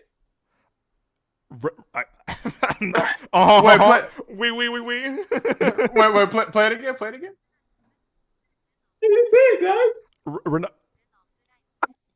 Renate Renzve. Hey, I call homeboy who makes whoever made Queer and Challengers. I call his ass guacamole. Because it's like Luca guacamole.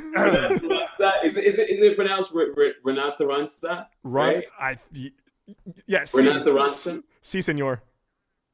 Renata Riensva. Renata Ronstadt. Hold on. Oui. Riensva. Riensva. Renata Riensva. Renata Riensva. Renata Riensva. Okay. Yeah. Leroy Jenkins. Oh my God! Go back to the yeah. But it was a beautiful film. And Elle Fanning. Elle Fanning. Elle Fanning is also in this movie too much well. But he's cracking up. But it just follows.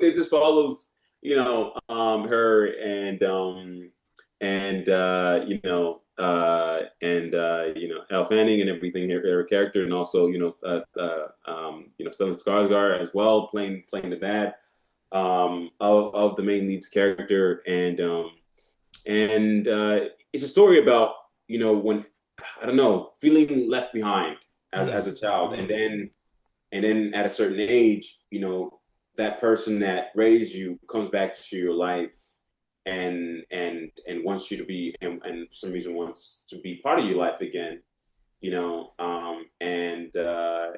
it's tricky, and it's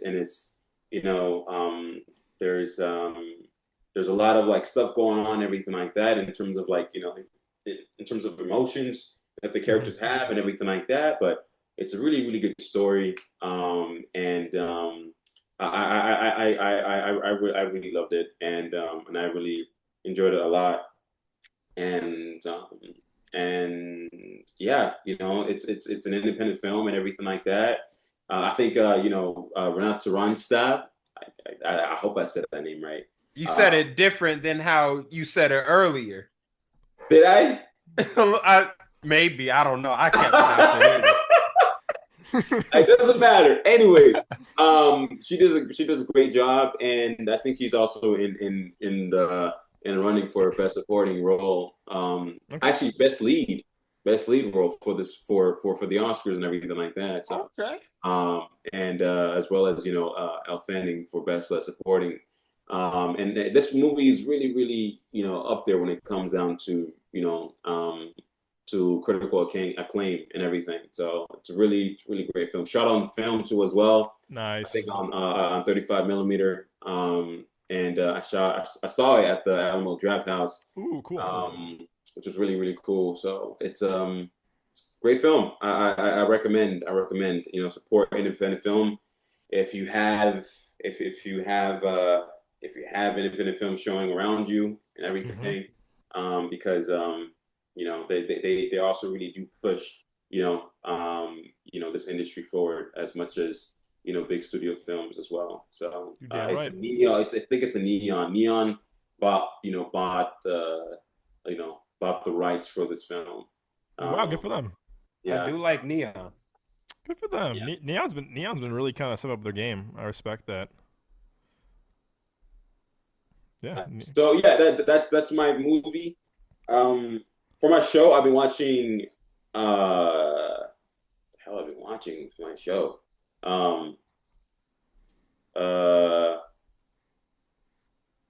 I've been watching. I don't know if you guys. I mean, I've been watching anime. Like I don't know if anybody in here and what that's listening just watch anime, but I've been watching. I watch anime. Avatar: Yeah. The Last Airbender, Teen Titans. That's all my favorite shit. Yu-Gi-Oh, Bakugan. No, Pokemon, motherfucking that's all I could think of. No, but yeah, I've been watching this show called My Hero Academia. I've actually fucking seen that show. That's my shit. I didn't finish it, but that's my shit though. I like that show. Yeah, My Hero Academia, great show. I think I'm in the last season right now. So if you're into anime and want to get into a anime show and everything, My Hero Academia is definitely a good one. It's one that's very easily to digest in terms of like it's not really how many seasons? It's not really complicated or anything like that. There's about at least like I think 7 seasons in total. Okay. It's mainly 12 episodes a season. It's always 12 episodes a season. Okay. Yeah. Yeah. It's on Prime, right? Huh? It's on Prime, right? Or like no, I mean it's on I watch it on Crunchyroll. Nah, I ain't got Crunchyroll right now. Yeah. No, man, I got Prime. I got Prime, man. Yeah. I have Prime too, but I watch it on Crunchyroll. No, but I don't have Crunchyroll. I have Prime. Hey. I watch it in the real spot. No, I'm kidding. I can't. I can't with y'all today. But yeah, it's a good fun anime show for y'all to check out. So I recommend.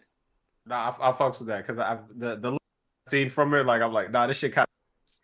Did you hear what happened last month? Those out here with one of the anime movies out here. What the story? You hear about this story? No. I think the last big anime movie came out last month or a month or two ago. It happened here in Phoenix. Dude just said fuck it. It started pissing.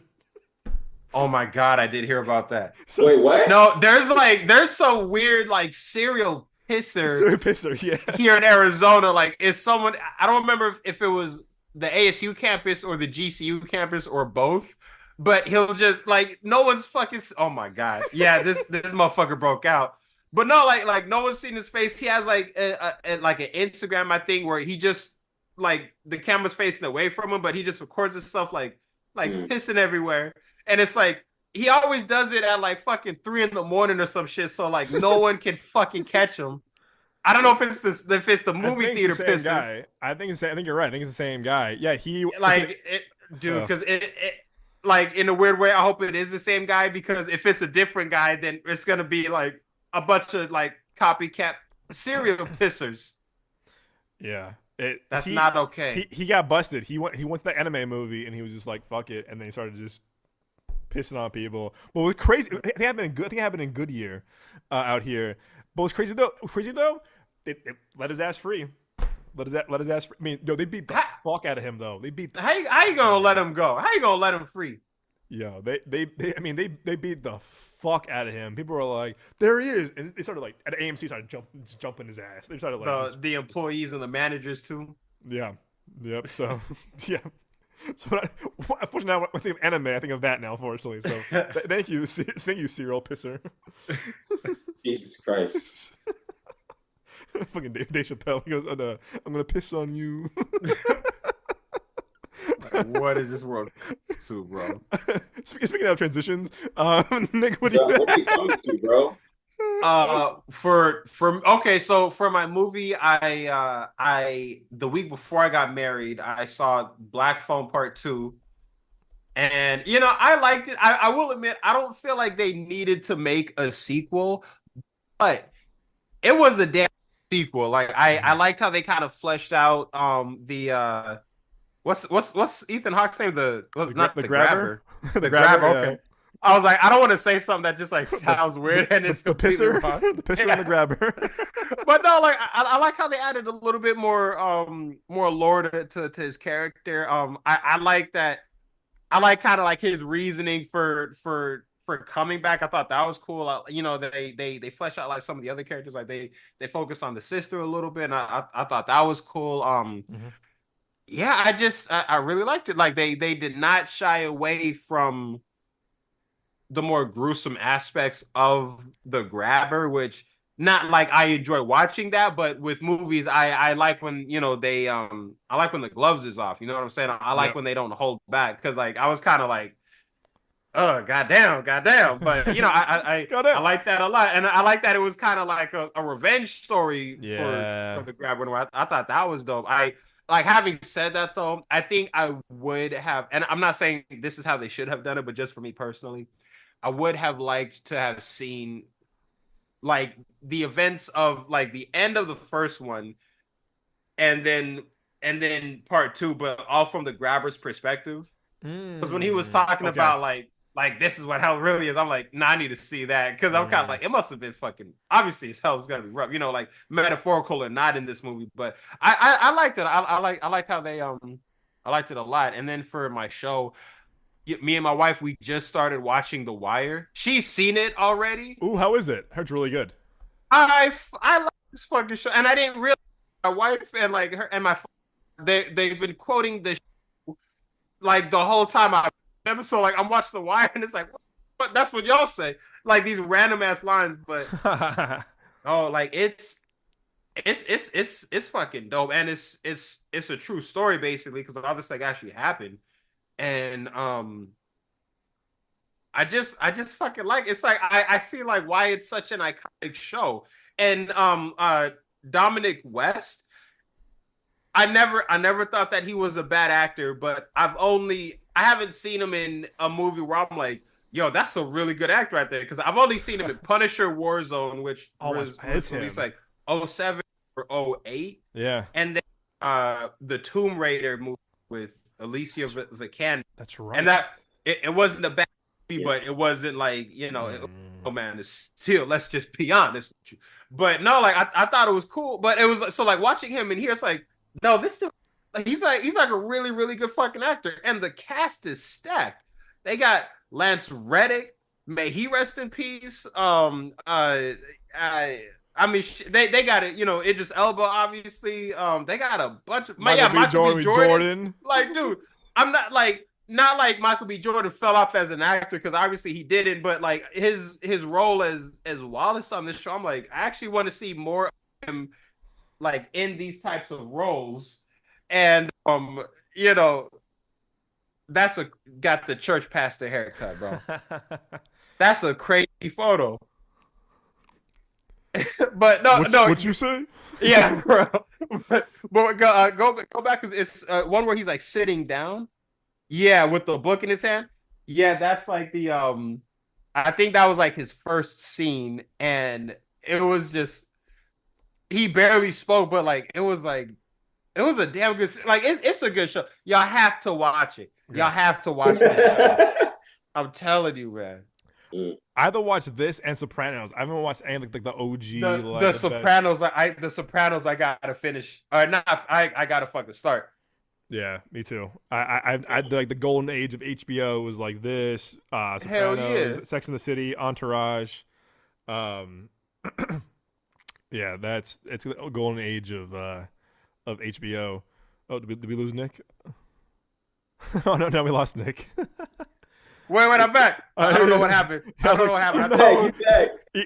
think my laptop is glitching out again. Idris was like, huh? Yeah. All right. So, guy, The Wire. Okay, I'll add to the list now. I remember your wife would keep saying like, "Gotta watch The Wire. Gotta watch The Wire. Gotta watch The Wire." Oh yeah, and it's like, damn, now I get it. She's been saying this shit for 7 years, Yeah. and it's like I finally fucking get it. Okay, The But Wire. All right. I'll add to the yeah, list. man. I'll add to the list.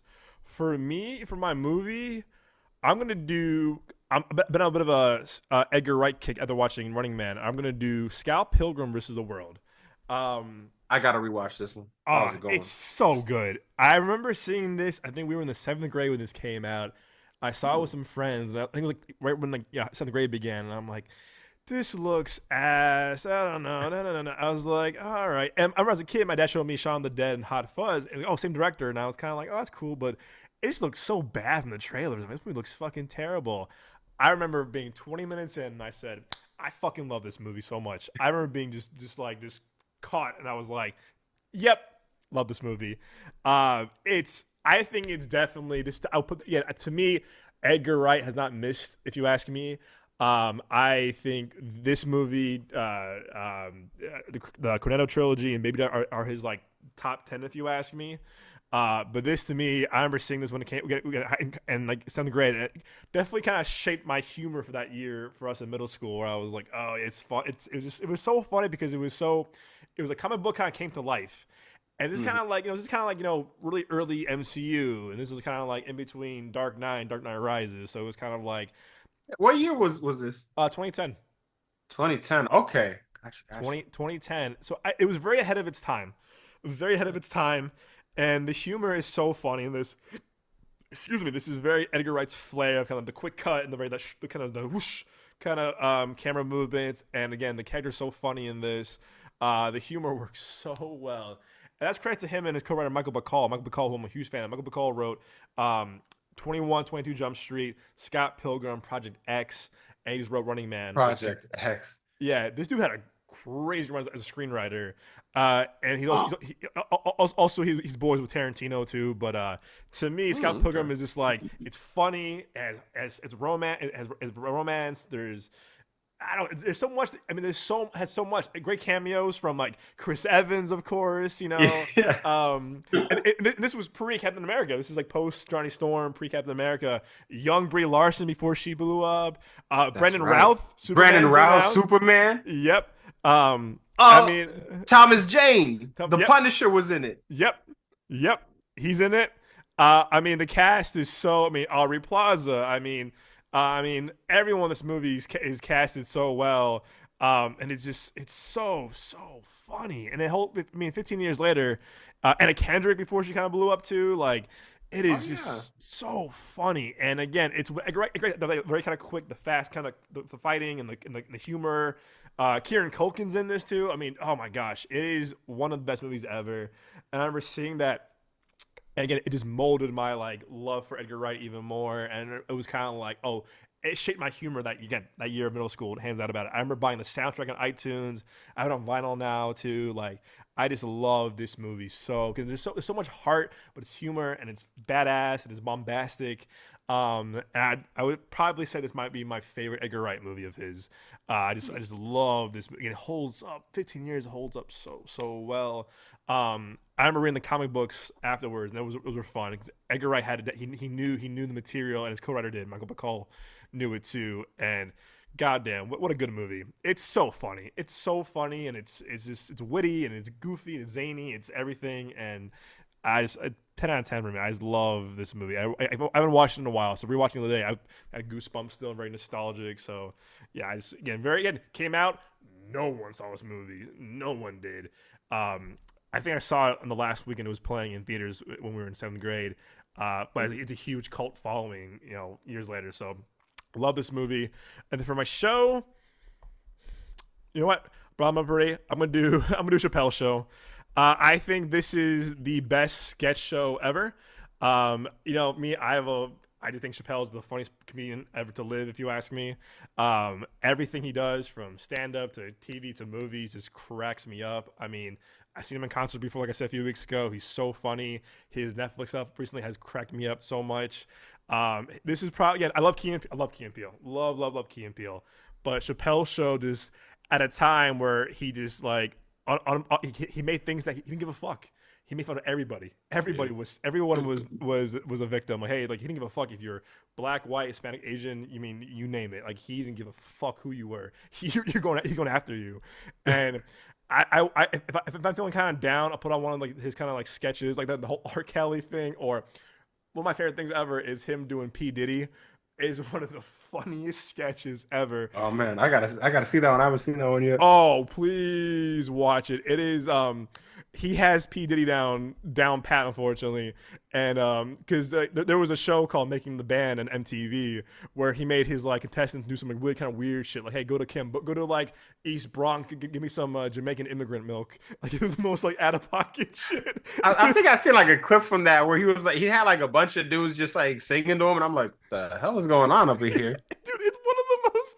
It's one of those weirdest shows ever, but Dave Chappelle had it down spot on. So after this, watch it. It is one of the funniest sketches ever, and I crack me up. This or the Wayne Brady one, because Wayne Brady at the time was very known for the Wayne Brady one was fucking funny. So funny. Oh shit, Wayne Brady, son! The drive-by. Oh, it's so good. I mean, it's so many. The racial draft. Ashley Larry, played by Darnell Rawlings. Oh my god! Playing the dice in the projects. It's just so funny. It's one. He looked like a weird fucking demon. Like, did y'all see Passion of the Christ? Yes. He looked like when like Jesus was getting whipped and like Satan had that little like that weird baby in his arms. I mean, it's one of, Eddie Griffith, Charlie Murphy, Eddie Murphy's brothers in this. I mean, it is one of the funniest. I mean, I think to me it's probably the best sketch comedy show ever. Again, that's like more my bias to Dave Chappelle. But I can watch it. I can rewatch it, and I'll still laugh at everything and anything. Again, it's the genius of Dave Chappelle. How quick he is, how much of a genius he is when it comes to comedy. Him as Prince is so funny, but oh my God! It is what the Clayton Bigsby, the crackhead. It is one of the best shows ever. So I'm gonna go with Chappelle Show's my show because it's so good. But yeah, guys, those were our 1-on-1s for this week. All right, Moses, take us home. Where can our lovely audience find you on home at the socials? They can find me on IG at MosesLawi _. They can find me directed by MosesLawi.com. Sorry, not .com, .org now. Ooh, fans. With your bougie ass. I'm teasing. No, I had to change it because of some other shit. Anyways, still very impressive though. That's what's up, though, man. This is so cool. This is clean as hell. Yeah, I like that. yeah. I like that a lot. But you can also find me at YouTube, which is connected to my website. But you can also find me here every Thursday, at the Genre of Your Life podcast, and also here in your hearts. Yes. All right, Nick. You can find me right here at the Genre of Your Life podcast, and on Instagram at Ahmad Johnson 98. Here in your hearts, in your souls, and on YouTube as well. Let's get the views up. Let's get the subscribers up. Help us, help y'all. That zoom in on Doug again was impeccable timing, bro. It's like the Tarantino, or Spike Lee, that fucking whoosh, cut. That was good. I like that. Yes. Yes. I like that. The Scorsese meme, the cinema. You can find me here with these amazing guys. I'm so honored to host this podcast 3 years later. Every week here, the Genre of Your Life podcast. You can find me on my personal Instagram at TheYoungJones, or my personal Twitter or X, at CapriSun, Capri_SON. And again, follow us on YouTube. Nick's point, follow us on YouTube. We are so close, guys. That 1,000 subs will help us out so much with stuff. So please don't be shy. Of course, find us on every podcast platform, TikTok, Instagram, of course. All one word, MidwayAvenueProductions. Again, our link tree. These guys have amazing work. Nick has an amazing short film. So does Moses. Guys, we have our guys do amazing work here. They're so talented, so creative. So don't be shy. Check out their amazing work and all of our socials that we have here on our link tree, and of course on our social medias and our YouTube, of course. But until then, everybody, we hope you have an amazing, amazing Thanksgiving, amazing end of November. Go see Wicked, Running Man, Begonia, Now You See Me, Predator, you name it. I don't know about Die My Love, but it's a different podcast episode. Now with Panson and Lawrence. Yeah, we both watched it. I think Doug, you watched it, right? I watched it too as well. Yeah. I saw it and just look. Yeah. It was a movie. It was a movie. It wasn't all that, huh? Because now I have to see it. I don't. Okay, so even though we were different on Together and Anemone, I think you might be with me on this one. They're gonna be like, and it's Mubi who did The Substance, same studio. Okay, yeah, it's piquing my interest a little bit. I got to check this one out. Yeah, just yeah. Okay. It's a movie. But I mean, Lakeith is in it. Lakeith Stanfield's in the movie. Oh yeah, I got to see that. Is he? I mean, but is he Moses? He's in it. Is he Moses? He's in it, but he's like not really in it. He's in it. But, Oh damn. He's in Okay. it, but Little but cameo. he's in it. He's there. He's in it. what's that But is he Drisky in it? meme? What do you mean by that? Yeah. He's like, what do you mean by that? By that. I beg your pardon. Basically, we're saying they're not really a lot of screen time. But anyways, go see it. You want to go see it? You see it? Let us know. But it's a movie. I'll say that much. Okay. I'm not mad at it. If I do, I'll definitely let you guys know what I think. Oh, please. I implore you. Please. I'm curious about that. But Got you. everybody, thank you all so much for tuning in this week's episode. Again, stay well, stay safe. But more importantly, everybody, as always, we will see you guys at the movies.